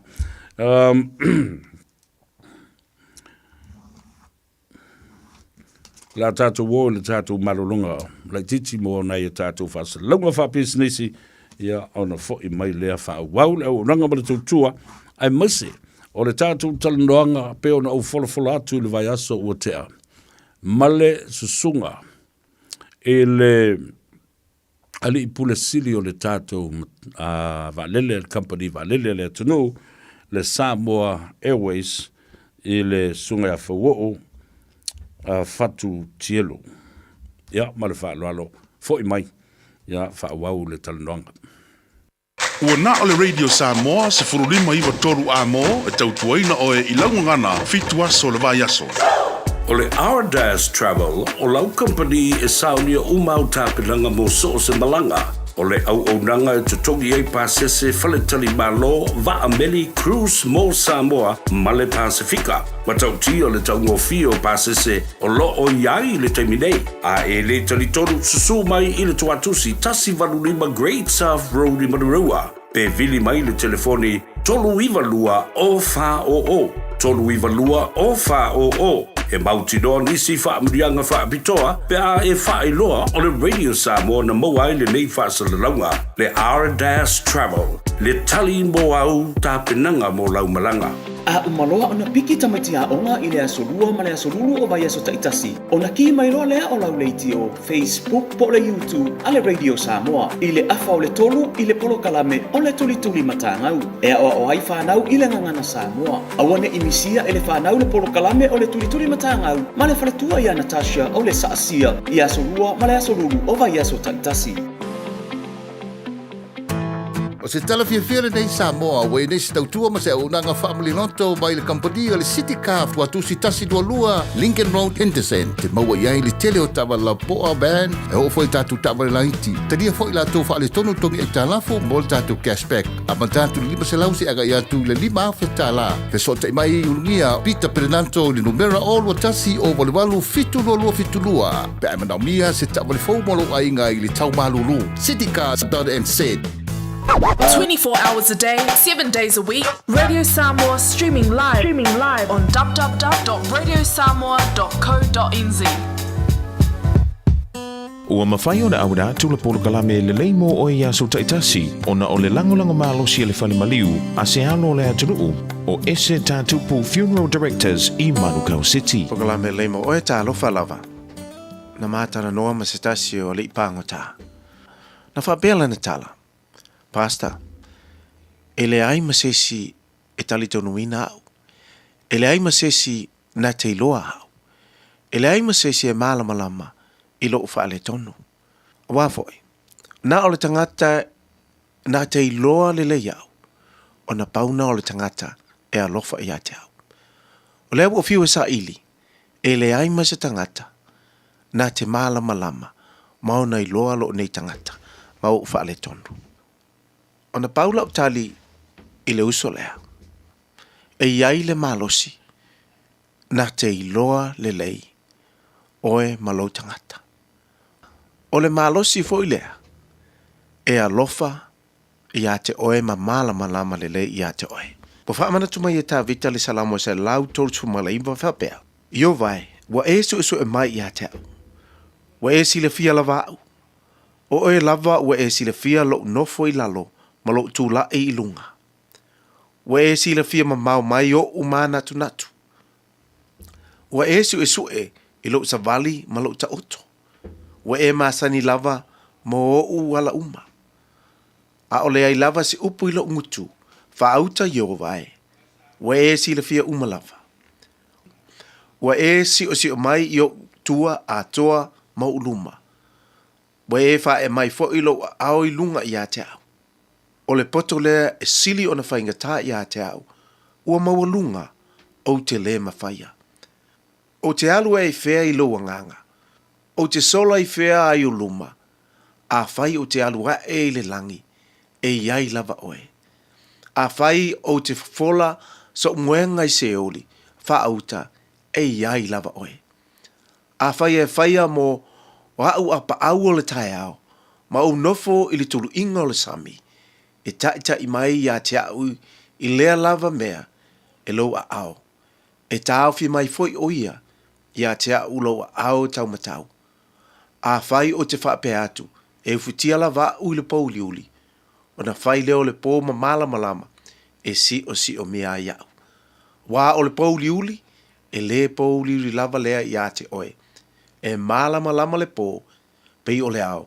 E tusa lava i a te oe le pou liuli ma le malama. A wā sa i a te a umana tunatu na e ufiufi a te au le manavolo tina. O te vivi i atu i a te oe, a wana whai au, e lai o na matautia ma ofa tele ai, o mea na e whaia, o mea ma mana ia. Ua ou matuai loa e au nei. E le lilo lo tino ia te oe. Ina ua whai a u le mea lilo. Ina ua sauni a u. Ia mea lo loto o le lara. Mo le mauta vita o iova le tua. Nā te sila fia le lei tātou. E alofa fo i a tātou. E le mawhai o na tu lafo e nei tātou. Wa na o Yesu lava. Le alofa sirisili. O le ana mali wai mo oe mau. Talia o ia e le nei taimi. Talia o ia e avea ma wo le nei aso. Mamana tua e le lei mo oe. O le ese tatu pu funeral directors o se fale maliu Samoa o le tali foi lea o taimi whaingata ona o le malanga al maliu maleoti e mawhaifoi ona latu awinatu ma awina mai tino maliu o e pele mai so se atu nuo lalolangi wala auno le ese tatu pu funeral directors i le lua ono lua toru fitu lua ono lua toru fitu pea fiuane ele se fulu male balu Norman Spencer Drive in Manuka City.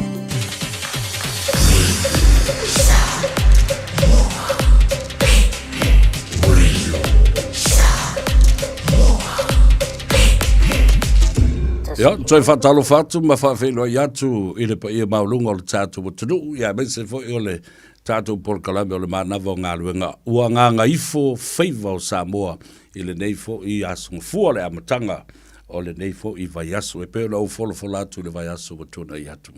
E se teimi o le nei vaiaso.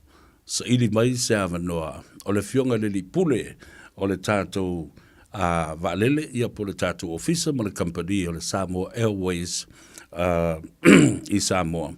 Ia o se tala fia le na o lea ua vavai atu sulu o le tina ua mafuta mai ia le fionga i le li pule ia o le tātou fua valele a le atunu. Ia le nganga whaaloalo, ia ma le nganga fia ma le whaaftai. Ia whaatalo whaatuai ma wha whiloa i atu i lau fionga whawo o whatu tielu. Ia, o le pule siri o le tātou malele o le Samoa Airways. Ua lo aso o tonai. Ngapa le tātal noanga i le la lua tolu tau sanga o tonai ia o lo loma le whainga pālota. A o lea ua tātou e wheluai. A lea la atoe o le si pālota. Ma lora sa fua manuia i lau fionga. Whaaftai le tua o maua lo soifua. Tautua ma le soifua ngaluem. Wa Samoa ma sona manuia. Ja. Lagi mai lau.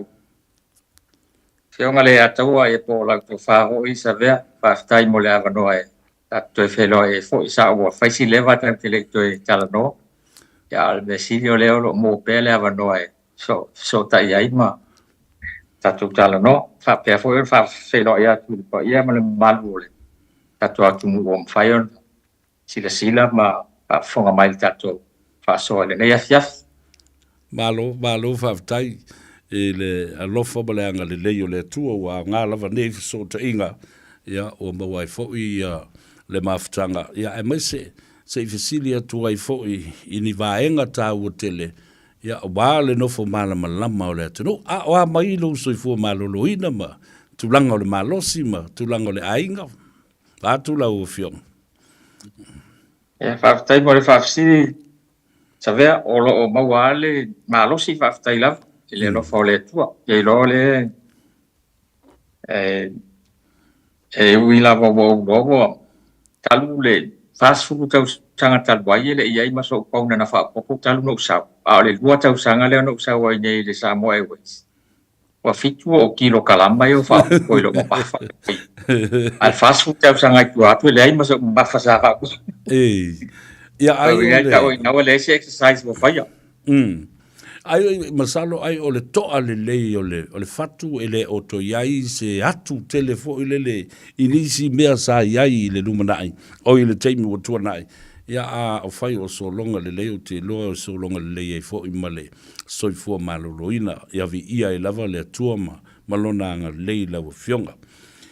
Olo o vevesi mai pele lai tu io le to ino tu le epa ma le HRPP pe ai se a lava o tua iai o na mai se si tato valele po le asis fufuanga le malo a le tali manino tu lava ia le minstau tupe le fionga fo i le minstau o lo va ia le valele ia fa pe fo i le fionga te mai tai parimia ua a mata o na o i lalo a tato aita lafu sa te tele ona o le valele sa no i lau fionga i se mataupu atangia mai ai o loo ngā ruru e pea le pulenga ma le malo ma le kabineta ina ia iai se teimi e toi maua mai i se tātou valele. Ia, whakatai mo le whakasiri le tūlanga, ai te roe mara ia pea sau whamatalanga i le tūlanga sa iai, ai tā lafu sa iai le company taimi sa o amata iai ulai o wafe luas furu lua. Tusa e valus furu miliona, o wala i tia ma le valus furu miliona le ai tā lafu sa iai. A company lea, company ia Samoa Airways. Wa o ai tā lafu le tala no atua i el malo. Ia le minister ma le fionga fo il palmi. O ai tā lafu el malo o atua. Ai tā fule tala no atua, o ai tā lafu ai a Samoa Airways. Le valus furu miliona sa i te mina ia yuni o luafe ma le luas furu lua. Ia te mina i na sultasi miliona le ai tā lafu le o lo i te mina pa u mai le valus furu miliona le sultasi miliona. Au te loa o ai tā lafu tuai a le toe mai tonu o le sultasi miliona le nao. Te misalo pe a tele po se 5 miliona le valu miliona. Ai tā lafu tuai nai le tongia. Ia o se fai di tinga tele nao le ai tā lafu tuai ai sa ngā nunu e il malo ia ma le ngā fo ia le Samoa Airways ma le komiti whātonu. Tam fai wha titia le ai tā lafu ma tonu o tele se fai titia o lo i te minei. Ia o stali watu le vaenga savea. Malo, whaftai. O le ase maulalo e tauana o i ai te whina ngalo ai ia ma talanoa fo i ma lau tau pulenga ma le kāpeneta o te tau i loa o na sila. Mau se vālele mo le lumana. Ia, whaftai mo le whaasili tūlanga le. Tusa o le sāwhaile ono al matu komiti whaatonu le vai aso le antene i le astofi. Ia lena whaatonu i nai loa ia pulenga mo tau roana toi tiru le wei. Ia fo isa ili le tūlanga ina ia tiru i se vale le tele. Ia, e whapea la e tamu fai to tasi pea le malo. Tusa o le ala ato e wawa le pulenga i. Ia fo ia ini fai ngam fai ona toi o ai mawa se vale le ale tunu e aton taton foi ole taton nga foi na al kabineta lo ia salolo e foi so fanga pena al kabineta ina ia pai so fanga toi tilo vale le al tulanga ia le tauna tupito peina e ona mana bia ele si vanga tauna fai na ia le tatianga ia Wow, le mele sa ia ile toe fai mai tato va le tal boy. Ia. Ele umiana tu so le tau sanga lona dua sa bank dia ta wa yang bank company tau sanga lona dua le va le ile tu so le fai le dua fes wiva. Na bankrupt tel company ile wing all bankrupt. Wotele atu ai ta la fuilo o meto tino. Wale mawhai ai tā lafu na tongia me tō tino a company. Ia le ala na o mai ai le bankrupt mai ala e luafes furuiva, iuni luafes furuiva, iuni luafe luas furu, iuni luafe luas futas, luas fururua. Ia le ala ua wale leiwa wale tō bankrupt tal mai ai iuni luafe luas futo. O tele atu ia me tō tino. Ilo ai tā lafu. Tele a sete mam. E lufu fa, luafe lusu fa. Ia, tele at fo ia. Wa tilion fa, on tele ia. Ia mo me to tino ilo, ai talaf. Malo, ta ua tele le. Whalongo atu le atu nua o tā tele noa, ma whawhaingo fia le tātana. O whea la o lo sawa i nei tupe ia o lo tongi ai tātou ai talafu. E maisara ai talafu le vale le. Whaftai o whafsiri, o le tusa la mo le. Wa le tau avel malo le 5 miliona o le loan le UTOS. Ia, ma le 1 miliona na mai so soani e toning o ai ta lafu isi ai ta lafu e mo meu ticket refunds. Ia mai si ai ta lafu na fatino na o le fainga o le sauni minga mo le vale tele. Ia o le si fulu 10 miliona. Ia o tupela ma company na mo mai ngā ruenga ia I lato whātau inga ia lo whai le taimi nei I le pisinisi ia lo whai le taimi nei le lua tau sanga nei tu sa pe se fulu su tasi su 2 miliona le tu pe aia company le na alu e tongi e tala futuai whaapopo e maleona su tasi miliona mai le malo e lau mafo ia pa ui lalo tatu ai tala malo ia ta sila ngona le fia io awa a ta o mai ua pa u ia ai talafu ma tula lata e faise tatu valele ia o tal tonu foi o le nganga o le malo ia faise mea mautu ina ia awane I toi fai atu toi ngau o loro winga le tele o neighbor I le tele o tausanga sa the airline ran at a loss I le tele o taimi o le taimi lava na loss ai o le taimi na fai ele vaale le tele vaale lapo o le taimi ale sa e vaale la iti ma le ground handling al fale o e okay lava company ele ise fale tonu sai fatwa fale tonu al taimi na pe fo me ale sai fo ile company le taimi twai taimi fo sai vaale le tele sa ngau lava no le o le fai ngofia ona fatu tonu fo na le fatino ino ngal venga vale tele ona tasi gato vale le sai fai ngai ona fata vama e New Zealand male TG Airways mai si vale me Australia o ani vaenga ta ua mfai ona tatu wa uina mai I le pulenga fiti ma le Samoa Airways e whapewa na fo le New Zealand ma awala o whata mo e te tau na tilo ila o fionga ia mise fo ile min star ma tatu tangata o lo ngā lulue ai I to finga ta ua o le fuavalele ia whaftai po le whafsiri le vai o le afo ia o le ila awa tilo ia e leifiti e te lelo na te le o tunu o fiti le se atunu la kiti se atunu tele ia motu o fiti e mawai tangata ta whao i to te le tangata ta whao mwhaio lato o iai ia to e ngata I le to tele fo ile le a whai o tangata I fiti to I sim talogo maua le miliona o tangata fiti o tatou na lua se lau wafi e le tele fo ni o tatou tangata ia mini ni motu e mwhai ona whai e whale tali malo ila o ata tonunga I e tawana awana I o tatou so na whaatai fua isi atu ai whai a tatou me mwhai on tatou whaia tau whai fua I me mwhai on tatou whaatino tatou whaia wa tatou tau mwhai tele so na tu lei pe o lalua e wa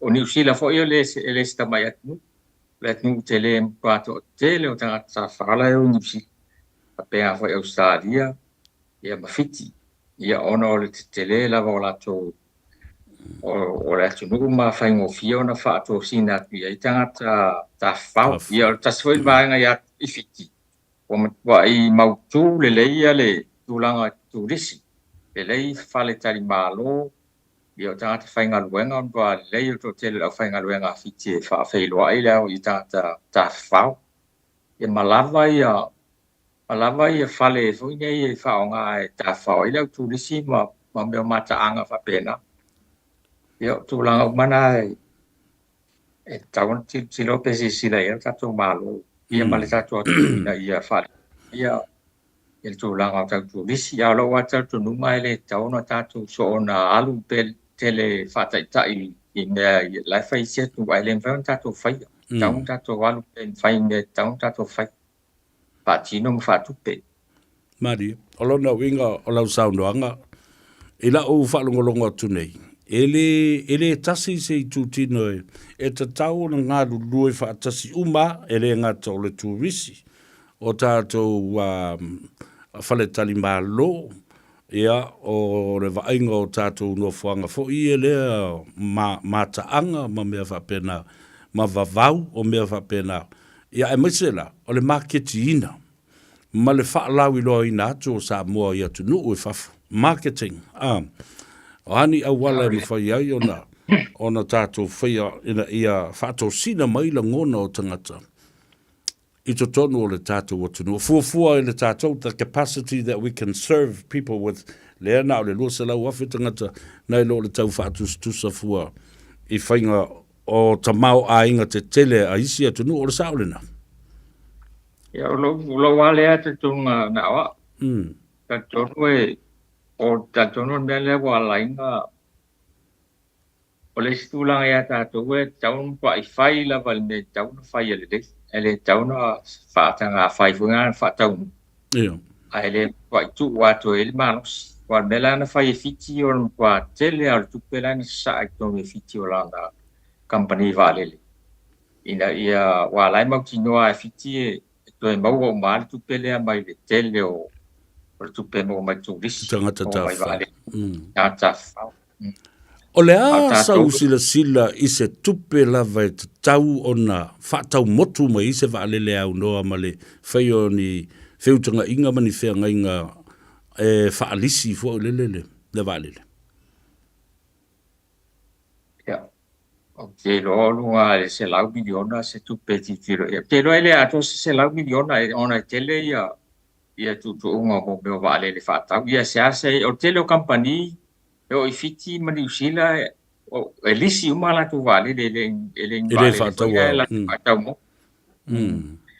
Lisi uma vale le whaatau mo puona e ao ngā fo I mole. Fōwhanga fo ngā mole mau profiti a company. Ia o le stu langa o le a fo I o le tu langa le tasi o le vale. Pei o le problem te lea na le sa whenga tātu o tasi o vale. O no le sila la whai tata pia malang. A vai mei tasi tatu vale le ala e saule ni sile tele la to vale le a isfale tonu le svale. Whai no mai isfale le kavani vale le vale tonu whakena hui ma le Fiji Airways ma le Qantas ma le. A tatu walu e tasi le vale. Ia te loa e whainga tai o tatu tau vai tu langa le. Lele, malo whaaftai tau o tele, alo na winga, alo silsila pere malo, e se tūlanga e mwhai e na whai, ai le vave fo I le malo, I le toi wha fo I no le vaalele fo I le olo vevesi e nei mwhai pera sa tele se tupe sa tātou toi tongi ina ua tātou le wha maoni etalia le whianga inga ma whaonga ina le whianga inga ma nisi sa whaipaanga iai. Ia, e tu sa o le tupe aia na tongi mo le penalty mo le vave mo le vave whaafoi o le vale. Tu sa e 5 miliona tala Amerika. Sa le pes wha 5 miliona tala Samoa. Nā rawa mai ana tongi le nā penalty fee. Mai ana tongi le penalty le mo le vave whaafoi o le vale. La se tala mai I malanga le na sani o na afio mai ai le fionga I le Minster o vale le savili ma whaia la tau whiutanga inga fwoi ma le Emirates ma isi fwoi atunu o I fafo o le ale me o tuai e o na whao ngā ia wale sa au whaatala noina le fionga le Minster mai e ta ua mai o le ua umana ia sainia le fionga inga o le ua lafo atulo I le komiti o e ngā ioi lo e whaatino ma whaia so ta inga ma mai le vale na I tau so sani fo I tātou malanga ma pāsese o tangata. Ia, whakatau te roa o le tūlanga le na malanga tuai le whiunga Minster o mai fo I o vale sa vit. Ia, o le sainia mo meo whenga inga hoa ta o whenga inga o e whaatanga I malanga inga I wāo tunu. Ai le whapela lea o se whenga inga whoi nei, mai wha le e se whoi whenga inga tūlanga le pia whapea o mariri e. Whoi mai la tō wha le pita I ata tō. E se mai whenga inga ia sa saini la whiunga Minster. Whenga inga nā mo le whaatanga ina o na whiua ai wāo tātou I wāo tātou ma le atunu le saini whenga inga. Ia. O le ala tātou tupe maua I le melna. Landing fee po o le airspace? Ia, whatua maua tātou tupe pea whemalanga I mai ni vale. Le airspace ia ma landing fees. A o le tūlanga ia tu sa o nā whapea le whatua whapea o le sa doanga administratu sa na mo ila va no fa ngo fio na patino ni malanga ina ta fa pe wo fina ngalo ya ni company va le wa tu nu e e fa ala tu va le se o ai va o tu nu e ya tu sala o tele o feololo na ya tu na o man saini la tu ya service agreement sa matato ya o lo wa no ai fa na so tai mai ya wa bo ya fai ngo fio na mo wala va no le ya ai fai ele fai ngo fio na fatino inda o pisinisi va le se o ai ya tu no wa ya mai se o Emirates o wa tu no wa lap ba mau ya presio Singapore ya e mau fo ele ini ta tanga tele o no fo ina tu no tai mil nei ya ke lo tu disia fa mo ya fa ai na va le wa tu no ya foi malanga i mai Samoa. Alo, whaatai, tā ua tele i le whaafonga mai a lea tunu. A o lea lava se mafuanga ua whainga tāi o na whaia se tātou whea ngainga ma New Zealand. O lea tunu o le pe e whaingoa tātou o le usu matua. Ia, e fo le tātou whea ngainga wha le wō. Tātou te ngā lulu e vāvāla lata ma so tau au. O lea lava se isi whainga te tau o na whaise tala no anga ma se whautanga inga ma New Zealand e. Pea whai ua. Le ma whaina na tātou whaia se whesota inga ma le malofiti. Ia. O te roa ele whai ngofie tele ona iei se tala no anga whaia le whai ma New Zealand. Ia o le anga e tau wala no winga tātou whesota ia ma New Zealand. Ia o lātou lea o lo whaonga inga le lātou wale le o sauni. Ia o mātou lia o le pisinisi fwoi lātou o le New Zealand o le pisinisi o lai fwoi tau mwhai anu tua i. Tele ase lātou tupe mau. Ia o tali tonu ele tau tātou whai pāanga ma New Zealand. Tau tātou whai pāanga ma sesia tunu ma sesi wale le ese mai ma le New Zealand. Whai ngofi e ona whai se whātau wanga. Whai tau whātau wale e New Zealand ni e le New Zealand. Ia. Lele, malo, whaafitai tā ua e le whaafonga mai wā o tasina whasiri pe whape i la ai se au o le mwhai o na tātou hosi whea ngainga ma New Zealand ma. Ai, lau whionga whawo au te loa sa sisi fo i oe le tusi, le tusa o tusi atu le amatanga lava o le pae inga maile nei a le whape nā fo i le whionga te mai tai pāle bia ma le sa min star le teimile nā le whionga i a le atinu mai o le tusi na matuai i se awala mwhai ai o na whaia se tātou partnership se venture, joint venture ale tangata lau tele o le atinu ia ma le malo ia po le company fo el Samoa Airways mwhai o na mātou sosoni atu tangata lau tele ona e mafua le upu lea o le lua vai aso mautoi manatu le tusi lea te lo lavo isi kopi lau fiong. O le lua vas taluai, na utoi la ngā ai le mata upu lea, inisi la tau te fia ma iai se manatu e ngā lulu e whaatasi, ina ia tu whaatasia sina se leni.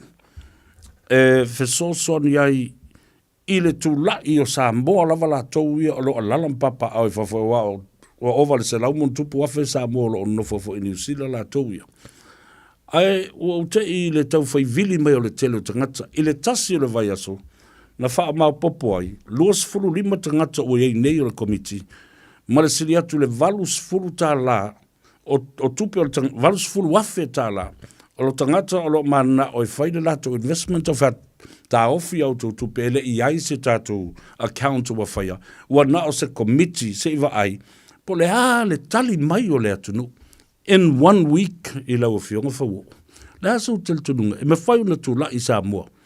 Tātou o Samoa o loto te tele lava la tau i mai komiti nei New Zealand, o Australia, wha ma popo i la tau, Hawaii, le stete tele o Amerika, ma wha tū la i le tunu o e wha tau sana ia lava valele.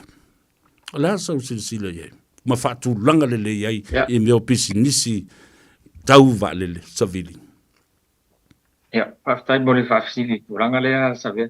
O le tūranga lea sa iei sa appoint le sa olo sa faile a fo ile study ele International Finance Corporation o la IFC ale World Bank e tilo ile le aviation sector to a Samoa o te mini o lo fatali ase li po o tasina me le na tuai le fa se ele tulanga le o e Samoa ya ona o le fatali le li poti mai el company ale consale le sa to fiel malo a fo isila ile to e lo ino tulanga o le tau vale le tato le la lo fatali pele li poti na no fa pea atu no le masina le ya kuso po i ulai sa te no mo mai ya le go mai ya sete ya talo sia ya mo mai se le poti le masina le a tanto no se me fa pena atu la fa pena le ro ti lo ye le ma lo ya fai ona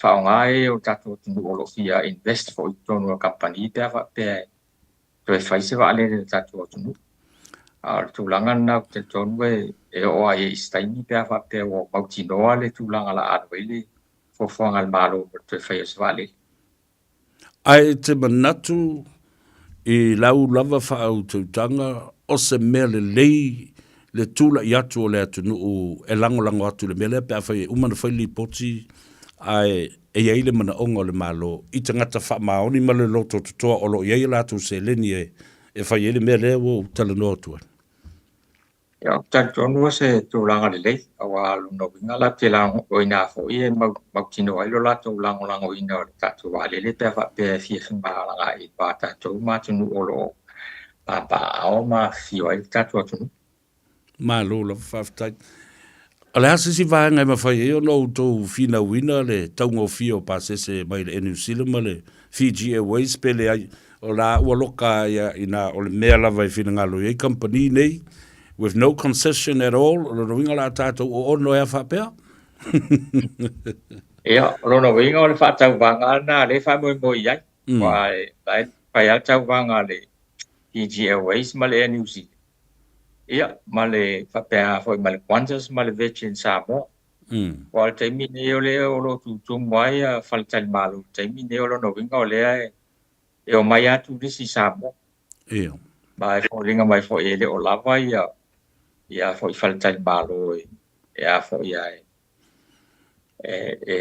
no fo ia tu risi pe au mai ia al tu langa na so la ia tau vanga le New Zealand ma le Fiji Airways le vale o New Zealand e mo ele o sa o Fiji Airways i New Zealand ia al to tele o tatu tangata ia lo fa al Fiji Airways malanga i New Zealand sa mo ma nya le lo mo wai le fa tau vanga ma le New Zealand mo tempe e fa fera ona mo atu pe ale Samoa Airways le tempe na isi investments na fa le Samoa Airways o lo tau maua mai ai ni ana seleni o ani a seto lo fa ngai na tau maua ai sina sene ma sina tupe le nei vai tau after tu sa le lo mato malanga pe tuila ele va ta to ma tuila e ma tuila foi manua ia o lo fe lo se le ni lo mo mai ai i palanga ia tato vai o le Twin Otters toro tato Twin Otters ia lo ia ia o le terminei o lo o i kanata le si Twin Otter lai ave tu fa fo mai sa lo e fitu fo po le fitu le valu miliona tu pe anu le fa fo wina o le Twin Otter le tas ia fo i mai loa ia ave fo ile o le si va tu fa fo ia fa solo to ia mal va non toro pe fa te ua o atu ia ele su wal mele lo e te fo fangale le te mine e su ile va no to wi se va fo ia a tonu a fa pele le ile fa fo wino va ai wale le fo fa fo ia lo no winga a tonu te wale su ile va no to se va fo ai ave to fa fo ia o le ngata la ina ile tulanga na malanga ye tuila tato Twin Otters. Ia o le tato ground handling e fale o. Ia o lo feo lo foi stupe o lo mawai. Ia ina le ground handling e to te lo tato o fainga luenga lo fainga luenga i vaenga le i ground handling. Salo po le fit full percent o lo fainga luenga i ground handling. Ia ai te lo astupe lo mo mai fo ina ia le tele al tupe lo mo te mine lo mo ai te malanga ina e pa domestic flights. Te tuila manu.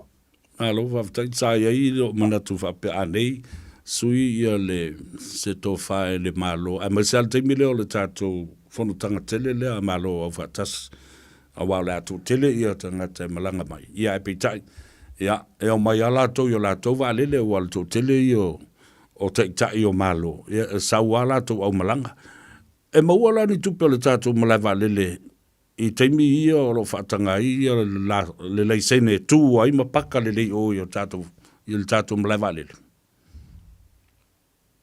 Ia, o landing fees ma le fee e paka i vale. Ia o le Port Authority o lo iai le, o lo iai tūranga le, o la tō lo whaia le, tantonu o lai lo mo waini a la tō tupe. Lo mo wai ma tō tupe i le ground handling, i le handling o vale le ia al fono le ya October. So le voina le ui lava le moi le stato vale ya ale. Asa o lava lau sa no nga tulanga le o ro tele o tanga lo malanga mai lava la to vale le la to tunu.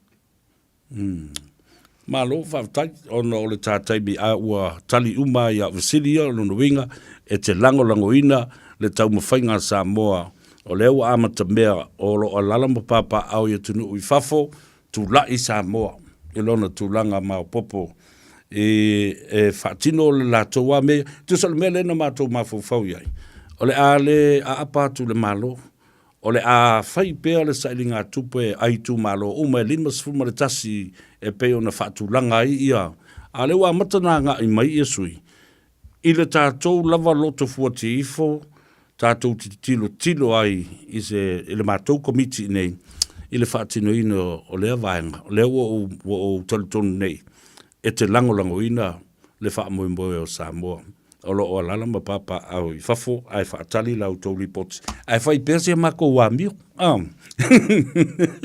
Ai ba ngai ala wai. Se o lo foi, tatone se o lo foi ni si Samoa fia invest for i. Tato company vale le whaatino le whaamoi. Ia, wale lei, whaafitai tele lava. I lau fionga whau o mō le taimi ua whaavanoa mai. Te i whaafonga le tunu. Ai la fotuia le nei avanoa ma le lau tā ua. Sau noanga ai whaanofo file mua i le tunu mō lātu langona. Ma ia tali tonu ai ma le whaatuatua. Ele o toi ma maua fio mai Jesu ma tie mai se tātou valele. Ia, pere whai atua se a foi se polo al tantonu le famo mo fo na al malo e fai se vale le wa le fa pe le a fai na al malo vale a ton te wo fai fa asimba se si company vale le po se foi atu al meta wa e so tatu vale le so ani se balanga in el pao tatu atu uma fafo ina ai bai se lava tu langa le o fa pa ua yo passes ka o tele le vai nga mo e ngata i turisi tatu pisinisi turisi ia ai bai se malu o tatu atu rof si malanga mai to e malanga ia malo fa tai tano sa no fo i la fionga ia ma le fa lo tu tele fo i o tatu tangata o le au unanga ma le taltonunga o le malo it's the timing is the essence. Ia ai le manatu na ia wha mama a venga fo i lo tātou tunu i le vāo whemalanga inga ma pāsese i le lumanai. Ai ia manuia tele o Faiva, tā te tala noa pēr ma wheso tai pēr ia ma sila pēr i development o lo o whaia e sā mō totoa ia leo o mātou nuti mea amata mea ai. A tonu e se teimi e sini mai ia le afo i le lau tau board of directors and whapea mai. Ja, la mele me los ko se la wilionga se kako invest mo kako ping. Ja la o ta penat. Ai man weer tele le of yafi ma Faiva wa nga Gagaifo. I la fionga fa wo le pule o le tato fo valele ma le company o le Samoa Airways fa soifo ia man via. Aftai sa ve fa soifo ia. Yes, soifo. Perfeito. So, pia. Ele na o le ua te ale titi ale tu lai ono i ausi mai le whaafonga o se whaapoponga o tātou telefou i vai whanua na ngana Peritania.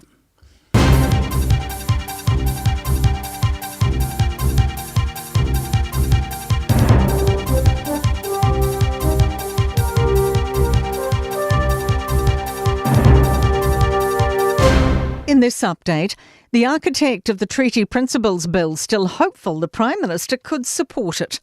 David Seymour confirms Cabinet discussed his bill today and agreed its broad outline before it goes to Parliament's drafters. He says it'll change to acknowledge the rights of hapu and iwi at the time of the treaty.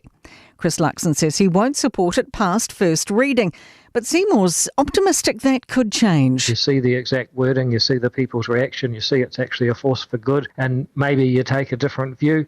Luxon today said ACT and National don't agree on this. We found a compromise where both parties didn't get what they wanted, but we have to honour our coalition commitments, and that's what we're doing here. Inter-Islanders publicly apologised in court today over last year's ferry breakdown and Mayday call that traumatised passengers. Kiwi Rail's been fined more than $400,000 over Kaitaki losing power and drifting towards rocks, with more than 800 on board. Victim impact statements detail children believing they'll drown and people saying they'll never use the Inter-Islander again. Executive General Manager Duncan Roy says he's remorseful. We take our customers' feelings very seriously. We're sorry. Trust is hard won and easily lost. Health officials say a case of Mpox has been confirmed with a likely link to the recent Queenstown Winter Pride Festival. Health New Zealand National Clinical Director Susan Jack says that's after investigating the infected person. She says, their case is not thought to be the more severe variant circulating overseas. And she has a message for people with concerns who attended the event. Contact either Healthline or go to their GP or go to their local sexual health service. If they have symptoms, then that would be really great to go along and they can get tested and treated appropriately. That's news. Ua na ole Radio Samoa se furulima iwa toru a mo e tautuaina o e ilaungana fitu aso le vai aso. Ladies and gentlemen, I give to you DJ.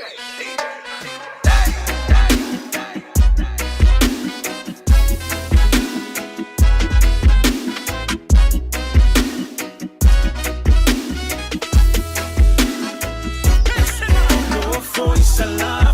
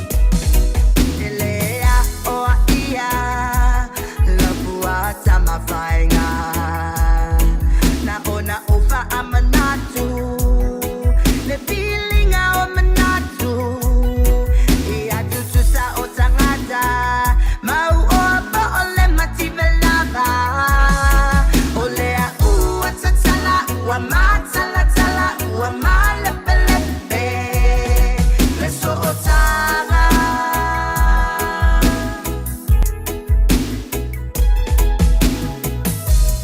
ma'imaku le ana iloa e loku ainga le tamaputanga ua silia i tau sanga mamasina o loku atamai le na ua tou sapi ai auela nei puvai ua masawa le toe maua mai o laua inga lava e feita ia esa ua laulau kita Ia, toi whaatalofa atu fo i le tātou por kalame i le nei teimi o le afiafi. Ia, ma whaamalo fo i le ngā lulue ia te utou i outou Faiva alo filima o le ua ngā Gagaifo Faiva o le asonga fua ua kia i fo i le asonga fua i le me ngoko i le la. Ai, o lau malo ma sani i le asonga fua ma le aso lulu. Lea na utou whaafonga i ai na te tala alo ia i le tātou por kalame. Ona o le tāua tele o le uni a tangata whainga luenga, ua whaingoina o le E2. Lea la, ua whio mai le tamaitai i le tātou por kalame nei. Ia mai o le nganga fifia ma le nganga whaaftai. Ia o toi mou fo i seisi whilo inga. Tāua tele le tātale noanga wanga le pisi ai o la ulainga. E ka vili mai. Ia lea e le i maule leina. Ia pa le telefoni fo i ale. Ale fionga i le tamaitai e te vise Ioane. Alo le soifua manuia, fio mai le tāpura kalame, ia awa le pula la ngoto le soifua o ta mamtina mātutua. Ia mese fo i o i lātou e ngā lulue, e whaia ngā ruenga whasosoani, ma ngā ruenga tautua i ta mamtina mātua. Tā lofa lava, alo le on sae fo i tiute ma Faiva le nei aso. Ala o fionga le asau savea. I whape foi la auli Isaac Paungo lo lua tai solo ne fiafi ma lo sai fo maua ma lo fanga lo ne yas Ja, tātou tau whaiwha malo la wai vai mai wa tui lo mare jacket. A wai whaisi malu lu. Ja, e oa e lunga nei le ofisa. Ja, wa o mai e le maati ati al malu lu ai ui o lea. Awa tātou te popole le o te mamau foi ia o le o tau tongo la au ia ona mau foi le a noi ka ku ke fe o isolo ma fo le o le ngi o fu e faia na mai lo waso ia le amatango nei vai aso ia ma na ia lava nei aso tele ia alwenga sa faia mai se fontanga foi pe ia o le sanga fua o le aso le mato te fono e le aso ato e te loi mai loi lo ai ngalwenga lava i aso tuana i o ame whaaleia a wale alu alu luma ngalwenga ia ma nai lava whaftai le alo le tuai ma mai whane vai aso fo to i ngalulu e ma whaila au nanga la to malo whaftai o le E2 Union e ngalulu e ele tasi le nei o another tau. Collective responsibility. O lona winga, o le matafa yo i e fau to tele. Lenga e te le sector. Ia ma tangata o lo fai ei, ia le au nanga. Ia ai wa amata o na whaale tonu o lato ngā luenga, ma whaale tonu paketi o sāfuafua mo lato tutongi. Ia, ma me tausi foi o lato ainga, ma le whaalalo, o sa o lea Ma lia lava, pe lava o le whaalaptu tsonga nei, o tanga sa whainga luenga. E lenga sa foi mato iuni. Ai tele foi isi iuni e se ia, o lo va ia e tanga sa whainga luenga, i sin sa ngā luenga pe o le vaenga le pisa apo, o tanga sa ngā luenga maalo. O le au isi o fo, tene masama isa e fo mai. O ngā luenga o mana, e peila o le au tū lava masa o ngā luenga, o le lango sua le tangata whainga luenga. Mua ia malama le tangata whainga luenga i tū la fono ma lato ia inga ma lato konkalake le whainga luenga i tūna whainga luenga. Ia le ngata i le o lato ai a sau ia iloa le latou mea e tatauna maua e latou ma le latou saoga le mui tatono faifaigaluega e le gasa foʻi lea o le situtaua o le mataugaluega o le fesoosaʻi lea ma galulue vavaalua ma malo ia tutu mai e fai mai latou o loo faatupeina ia vaega ese o loo faaalu mai ai ma faasau ai ia faatupeina o matagaluega ese lē maua ai le auaunaga mo tagata lautele e me se lau se tatou atunuu o ma tagata matusua e le ngata lai le tāua tele o ai a tau o tangata whaingaruenga. E le ngata mo le saunga le mu a ia tala whea ngai le ngaruenga o lo whatino o i tū la ma tupe ia malatu rates of meo tupe te tau na tongi tala whea ngai mo lo latu anga wha a mangaruenga o lo whaia a tāua i tele le vaenga le na. E le ngata fo i la i lea. O ngaruenga le whaine i tangata le e whai tangata mātutua. Awa o le fisili tu lai mai. A whai ele le lei o na lango ia i la tau nei. Ia o lona winga. O le a solo e se atua le te leo le whai numera ai whaatupula ia le whai numera o tangata mātutua. Ai ona e te tilo le tu ai ngā ratio foile e lua tangata whai ngā ruenga. Ai to o 5 se fulu tangata mātutua e whai e le tautua. Whawhewhea la o na tātou puipuia le tāua po le quality care mo tātou tangata mātua pēwhea le whinga lea. Whawhai lava sa vea mo fisili o le tāua ia ono le vai semi nei oka se le mautonu ma le whainga tā le tūlanga no iene sanga sa whainga luenga ai la fo e se la fiel sa watale se fuanga no ia nei ia pela se fa sa wala tsala le tule tanga lue ai mo ne tanga sa nga lue le sa singa ne tanga sa matsua le nga se tono ainga o vaenga le mawale a tsol mal se tino mal ma fa ai me se fo le tsele sa mama tsina matsua lo tono fale mai po fale no fo tanga sa matsua po sa siai o le tula le pene e sa no ai o tamo fai le malo po la sowie e fai el pa ki po le pache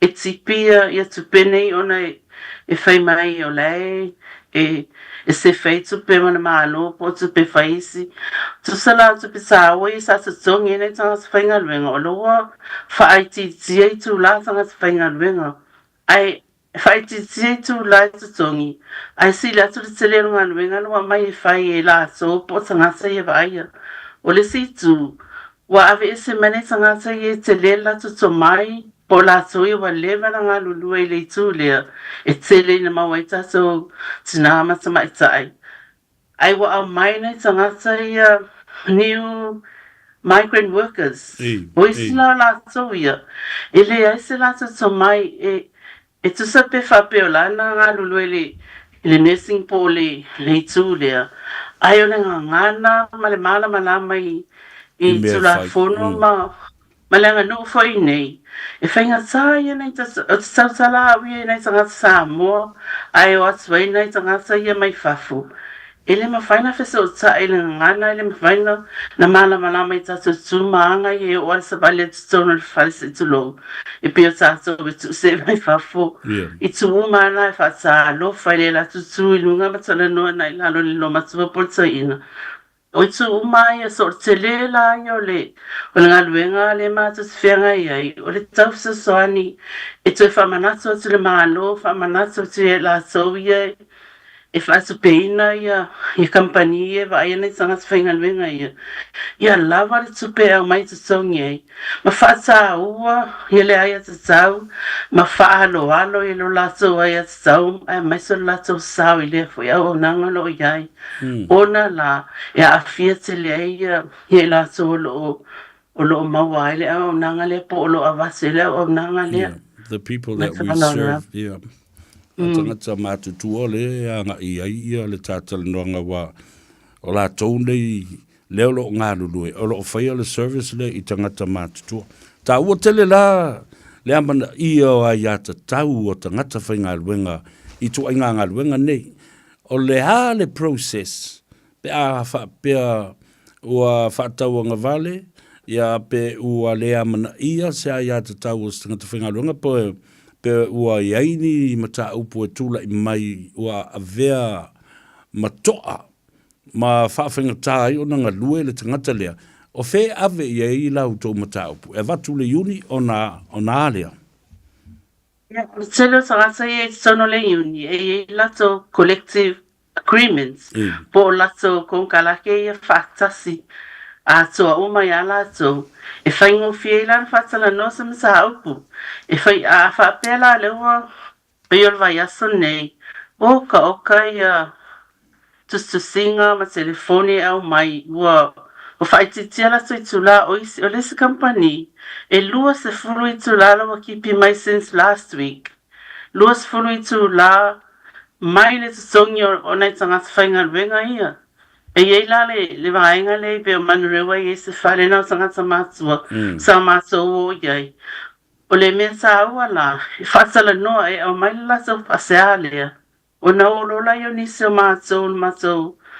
matua vaenga Fatasi matsaitsa ele mawhaina maso o ele o tangata i whainga luenga ele a vea matsaitsa i to tonu lawa whainga luenga lea e wha leo ma wha ali atu o le mele le wa o mai la atu e le tsaitsa whainga o a whianga fo ia mo la atu tangata whainga luenga ai maiso na la atu a inga o na mai loa lea o le tula le sa sanga lenga lue nele yuni manisi o falfainga luenga po lenga isi matanga luenga o le foi la ele o malo lo le matsonga luenga ele nga sai ele itanga sai e ona ya falfainga luenga ya po employers ia a o tanga sai tsono le malo o tanga sai tsono matanga luenga malo pe yole Permisa o se formalo loina, CEO o se formalo loina, o MPs mai company ese.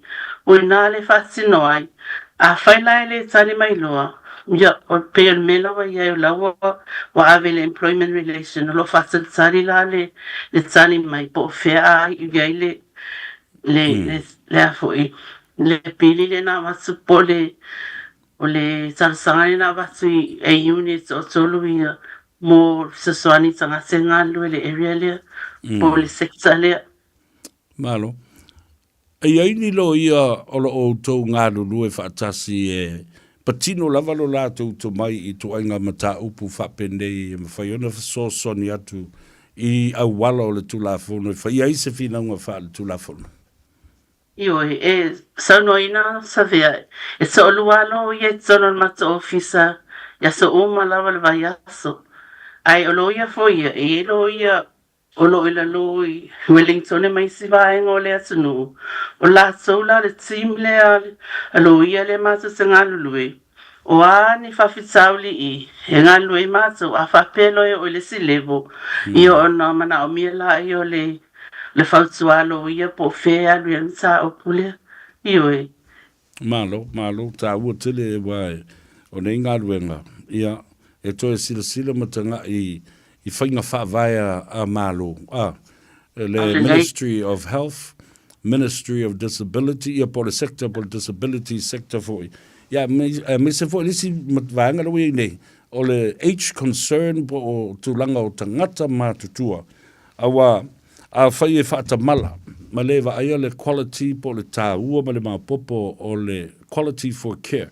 La va fela e o no winga o siringia fo I le toinga au o nanga matiute mangaru ngai fai fe so ni I tangata matutua e sa ole na e mana ina so no le matanga the collective voice the collective power a wile na matu fo le ngalo I e tu sana le tasi sfa ngale matu se focus ai ai tele fo isi fala tsonga pe o lo yele tele o alo mal mamalo tasa watsunu le fo yo lo faila tsum sa fa yo I pela le age concern le e tele fo la so saulo o yai ya ma fala tsoma mai e ala mai ai o na nga ese le tsa wana o le ngalu e fa sa collective ya yo mai fa sa se o pongi fa mo le Ona sa awatula ia pe foi o nei la sa maso tano ai. Wai tele foi fala putonga o ekalesia, fala putonga sai tasi tutu tasi o lo maso nga lului. E sa mo fai mo moli atu fe au lele malo ua. O mafasia le tunu o mafasia nei ainga e mese nei tanga sa ia lo mamai ua wasele na tipi ase tulovia. Ia funding le mai wale ino nei tanga sa pe fa fena na tausina yo la tu tanga sa mese lava ia nei matsu mai la tu no mana abia se sani le fali mana ainga malo after wato ta ilo ma fo faule ta no nga i le vai aso lo wato na iat i tangata ma tua a leanda ta no ina ia fa lo to tele me fa malo si au io tatu ainga a me se fa na ule ye ma tua ia o eva ai fo ma family doctors o to ma sani ai e lo tangata no me tasi le na au mai le tonu au mai le assessment tu si mai le lipoti ona avela ia le ngalulu mai ai ia me service providers mo la toa au foi la na avele le tamama le tina matua le fo mai e ta o tele le mala malama le lei o matua. Ma lato whanau ia o avea ia le tamama le tina i le whanema. Ia po le fōma i fōi. O nisi o ai a te tau e te tau ona tātou tūtū ai eima mata i tūina ina ia whaatino ina. E au noa ma le fefe ia ma le popole i le whaatino ma le whaatino. Ia e me mo lava ole ia saule por taua le ole sa watu me lai mafasia ile le sama por tina ole si foi tu te loe e tu po ia tato e tu ua se ia ona tuaile e avatu o tuai wa leva na tu ai le lava le fasa tala no e tato ainga se aki po a mai tina ma sama o ani swinga fo e titilo se po le tau sami po na le moia o a me la tsupia seia a watu fo la fo mai e te le o le tau o le malama le o le tangata le la tu fo mai le mai le pe fa pe po le ale tu langa le wo iai o le ale mai po aia o a fo i tu ai nga inga po o a wala e fo i ele mai le pe sa soani e tangata le ma le long term process po le kia le ele nga se le aso le ai e fa awa wai pe ina ia manuia ai ma atoi ma wai le manuia ma sa ngale mo o tangata e masena i o taso matua ia malama le e tau i o taso fasili o is taimi pe i tate mama e fasili e tau e fasili a fai mai fo mai ele malama e ma fai na fai se fama mole pe ma fai na fama malama utile malama le lau tana le fai mai o tu ainga na ia malama le mo mai le fale o wane i to inis fasili la o i loa le me sa una fai ma malama le tu langa le o e ta ma po tina po se si fo la ainga ia o isi taimi o te mai tauina fo i e pēta vāvai iai e kope ale li mo le fo mai sa inga mara tau si ngā o hi sa i lo mare pepa a vaturo ia o le la mo e tala ia vai al to ina malo matua e te le lo la ngā le fala aulia a va kope ko se furu e fala le la i fantasi le taimi tas e tau ona amana ia le mele lo vatu le fautuanga fesidi le ale fala au le ngol fala au le alo na nga ina ia fai fa ma ma fo il tina wal bele ngar ingule fala au ai lo foi e pe ia ni side effects na fala au le lava o le tele saimina e lo tsa mai po le ala afianga pe a fapeinu fala au le ona o le tau sanga walua po a fo inisi me tau sami isa e fasana le tau mawhai ona o le whainu fala au ia o le si tu sa ua lava o le taimi e maasani asa so fa mai fa aturu le aso na inu ai sila foi o le aso ato ai luas full fai tu la le taimi sa au ngalu le ai tau si mai e ese le tawa tasina me le ngano ya ole matoa onga e luas for fight to la afa pe mai fa solo le solo no winga sa I value to la ai mesela we fall out to nei ona yalan fa mai sa I value to la ona ole value to la na yo la siama se to lo ia ai ale to sila o ta so fa mai fa solo ia inu le value ai no se fululu ai no le I think I sit time overdose I tanga sa on olelo sa ole hunga fala it's a sa la mana inu ia umba fo I wale telo isi time e non fala mo so fio no tsa ilo fala out to ia it's a sa na inu sa ia lele fala wina mai ona e ala na mai fa pena ona ole time le po le malo se mane ia e lima aso pe fiaso ma le taimile sauna inuai ia oma le lele course of antibiotics or whatever was given if Susani tangasa pele si tuna esir tawai o le malama I taimi inuai fala auma Malila ia inu fala au le taimiji ta tau na whaatonu mai inuai ta iwalu tu lai ma le si mea folea ia na i o tātou ta mamtina mātutua o tātou lava a matai ona mama awa a fai mai e a fo e faise toast po o se fruit e inu ai fala au pe a fai e malo stele a sa o e fa inu fa pe ngava yo lo maku yo ngava ngo fa e makau kiri le lo maku ma le ko ia po ina rei saula se Samoa e foi saula se Samoa fo fo ai po a fuinisi vai sa so sunu e au ngai foi sa mama sina masua I sas foi na me sale le fo la so ma fa ngale la uti o tele la uti ia o awala mana e sa sa masua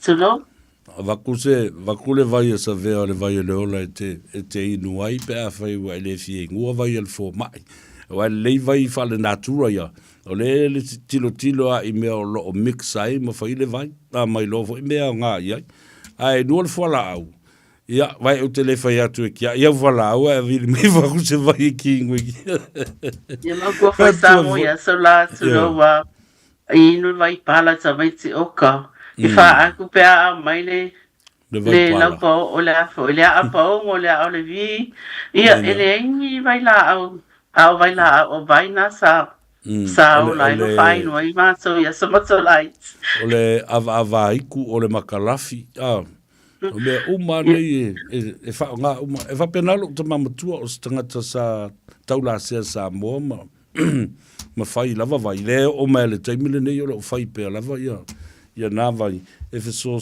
ani fo I ngase o le atunu se au mai le ta telefoni fa mo le lau fionga le tumai tai e te vise ina I mwhai ona wala au mai tanga tawa o to tele wala au mai ia ai ngalo ia ta ia le ta telefoni ia o le telefoni o le olua fitu fatal tasi valu fa valu ono fatal tasi valu fa valu ono olua fitu fatal tasi valu fa valu ono ole telefoni mo nei tangata e whainga luenga e fia mau se soani pe fia mau foi se tala noa iai laso ngā luenga po laso foi sono le uni ole o valu se lau tasi valu ono fa ono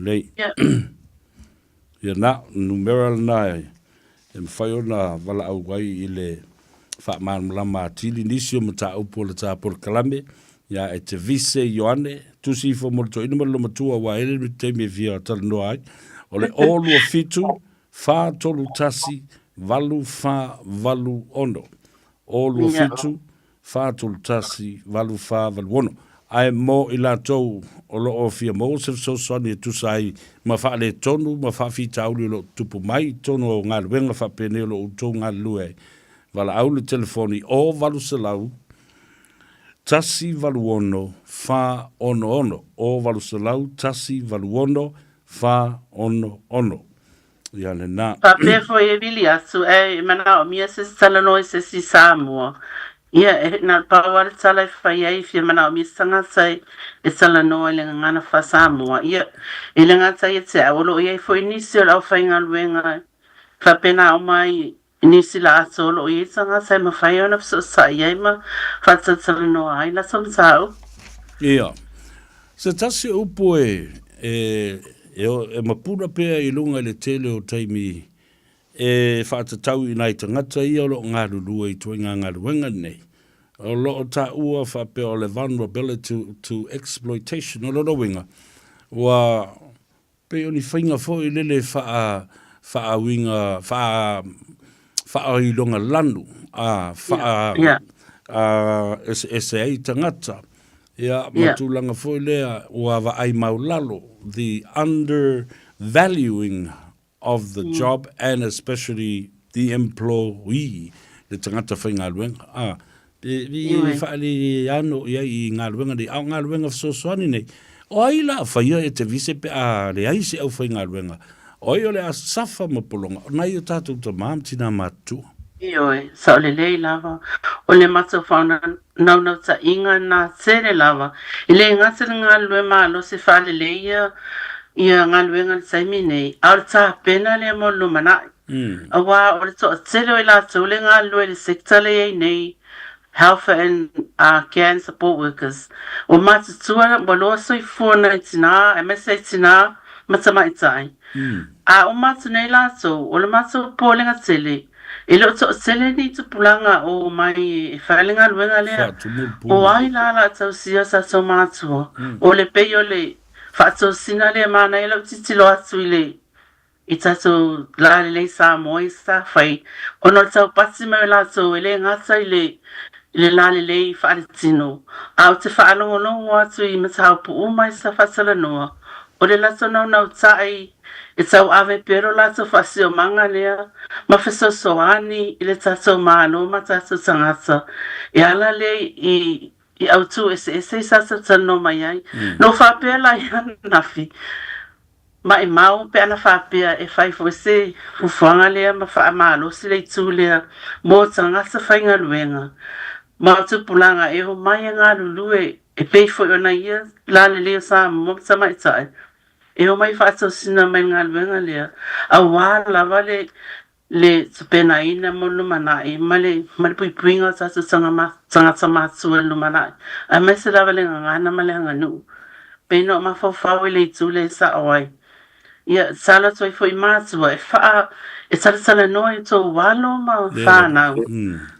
E tā ua ia, wa aue e sili atu, ele na o ngā luenga, o se wala au lia, o no ngā luenga le mo tangata, mo tātou tangata. As you often said, it's from the people, for the people, and with the people. O tātou ngā luenga le, tā ua ia. Au te whamanatu pe i tangata ia le nā whasifo i tau. We the people, by the people, for the people. You know. Mo tātou tangata pe pēr mele nai whaafonga mai o mātala noa ma le pule sini o le tātou whawalele. Le whawalele o le Samoa Airways mo tele tau sanga o ngau a ato, ngau a ano, ngau tū. Uli, tusko ngau. Nei maua se fofo. Yo, ale mela leo tula mai mafufonga o na isi foi ma malu o le atunu o sa o so ta i le mata upule la o porkalame. Mana mata upule nei, o le tula i o Samoa. Tula i o Samoa, o to e popole le malo mara.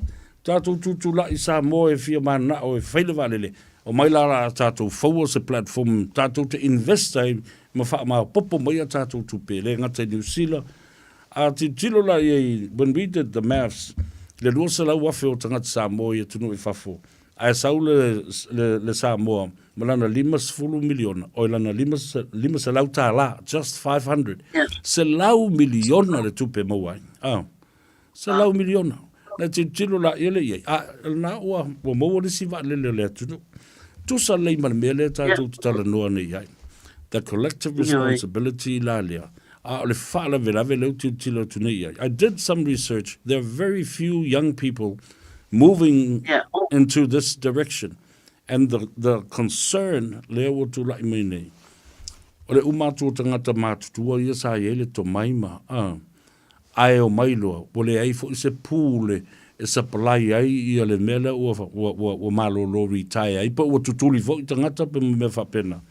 Pio le whanau noanga le nā o se awala e mwhai ona entice our younger generation to come and value this kind of job as offering service providers for our parents and grandparents. Whatui fo, ma le tata le no ma ta whaunga te isi le nenga ngana Peritania. E ma whai ona whaalongolongo mai e ta maiti wala utu ua le aunga le o le whale. E whaalongolongo le teimi whai e whai ngā lotu ma tali ngā sua le nei e fiafi. Ma le whaalo i lau fionga te maiti.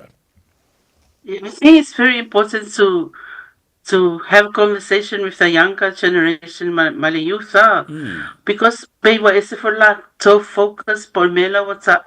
So, but I think it's our responsibility as a community.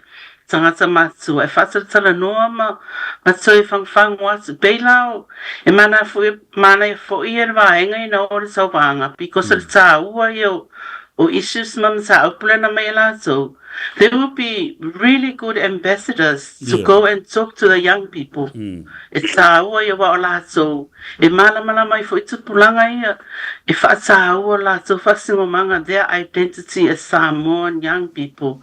Ole mana ia I o tala no ati ai.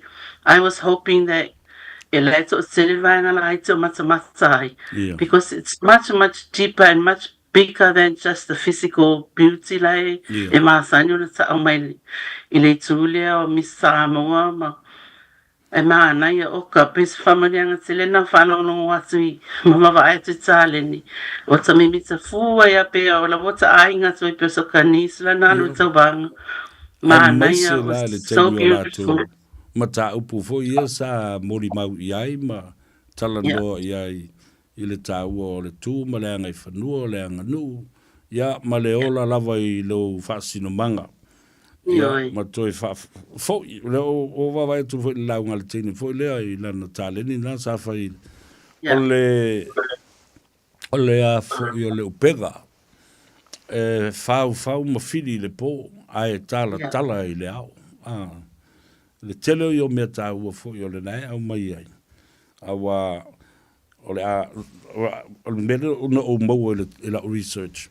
The general population of New Zealand are growing old very fast.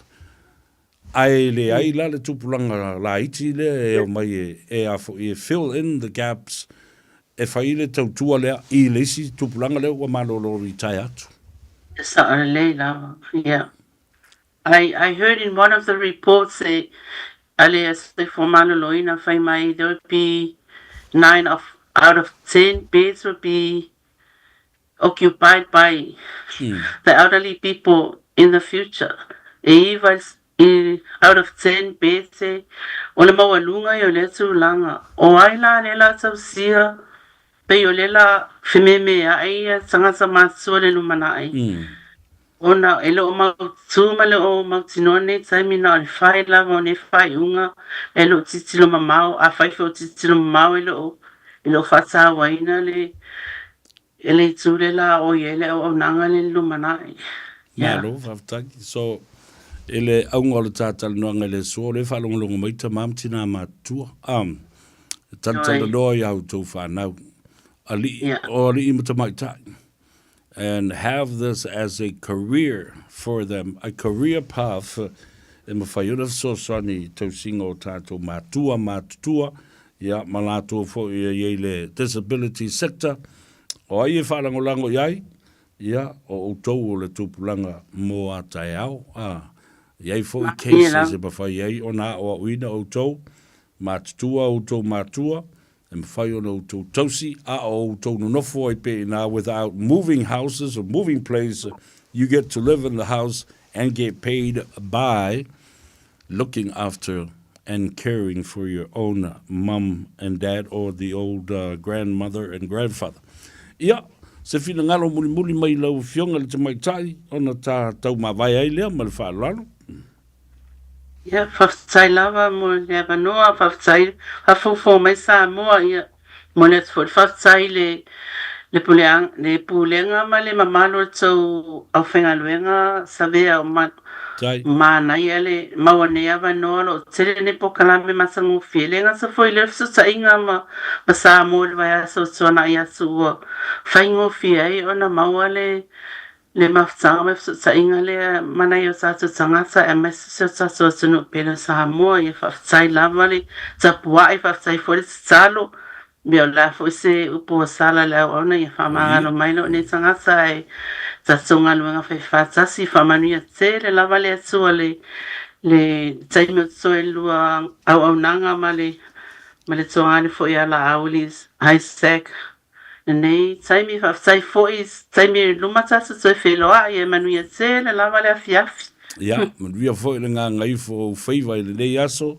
te vise e tate felo i pea fa soi fo ia lo tele mo oi mo ria ma lo longo le po ile fia nei alo fast fo so fast fo ia soi fo ia na tawulunga tuaile por kalamele na o le soi fo tawu fiafi i lunga le nganga i fo Faiva ia male tina ia por to fine fo ia wale i fo ia se to lua ia po se amma fo i po se li i ale tamaita i tapu sa ia mo tira fia o sister te vise Ioane, lau malo lea.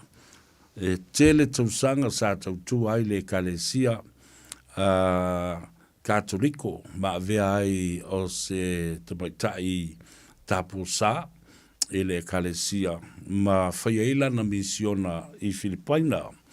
Pete iane o na ua o i tausanga ma ale ma le tau fiafi o le sifua matua o le tama, o ia, whataro whatu ia te o le tama, o le tamaitai o e te vise Ioane. Ia, na whaiei loa la na whai unga, o le a fo i mai i New Zealand.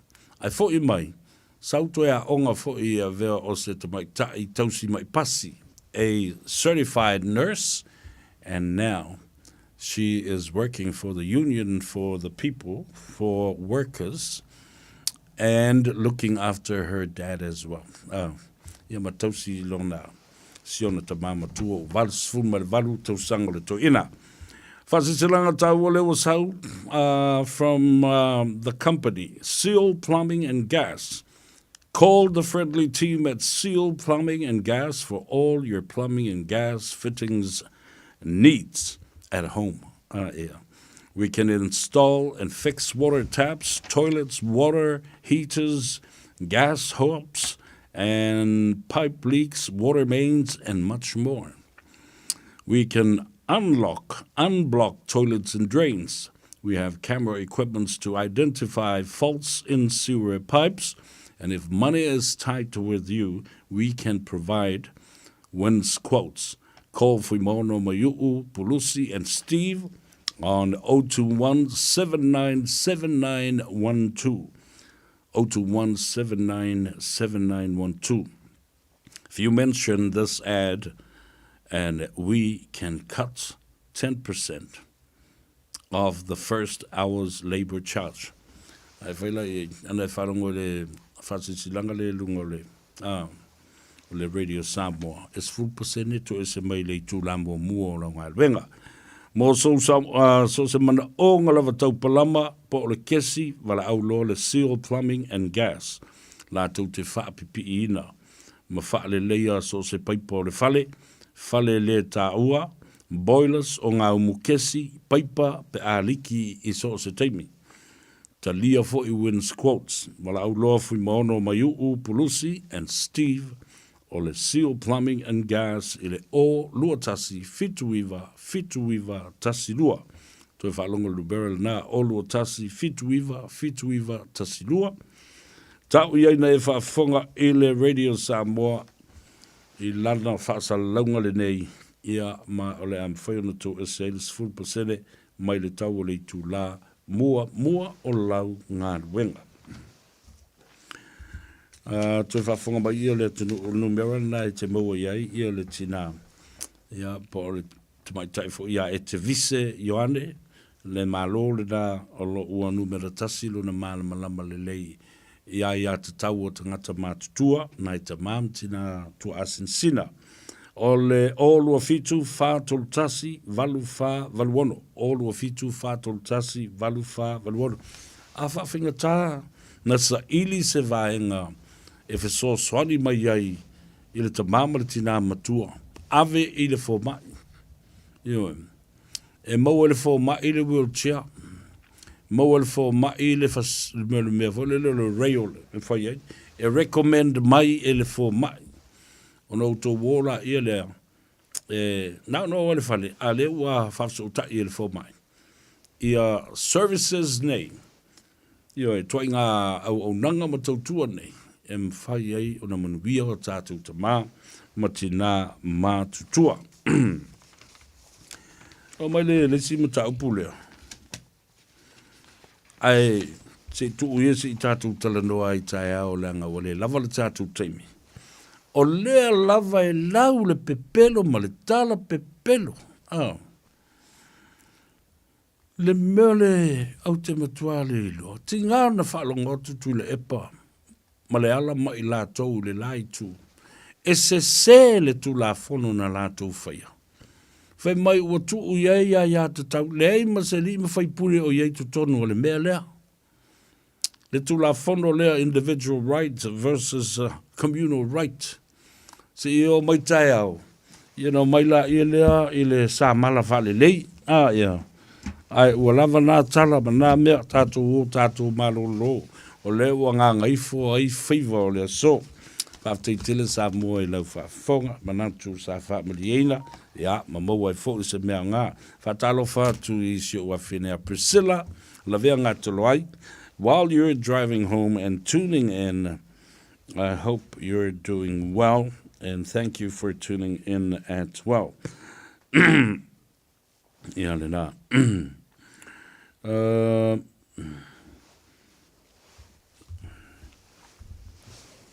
Ia ole pa ia maulunga le tātou watunu o i lunga le ala tele le teimi le nei. Ia na o la whaamanatu i a te oe, whai maari lo sa o le teimi lewa o le pisi o ngā ruenga o na ua mānawa. Ia ma ngā Gagaifo i a Faiva o le tele o le atunu. Au e te fia poko o lunga le awala. O le usi tai tu la fono ma le sau whaatulanga ina o le awala. Ia e te saunga le muai, ma tātou saunga le mu mai.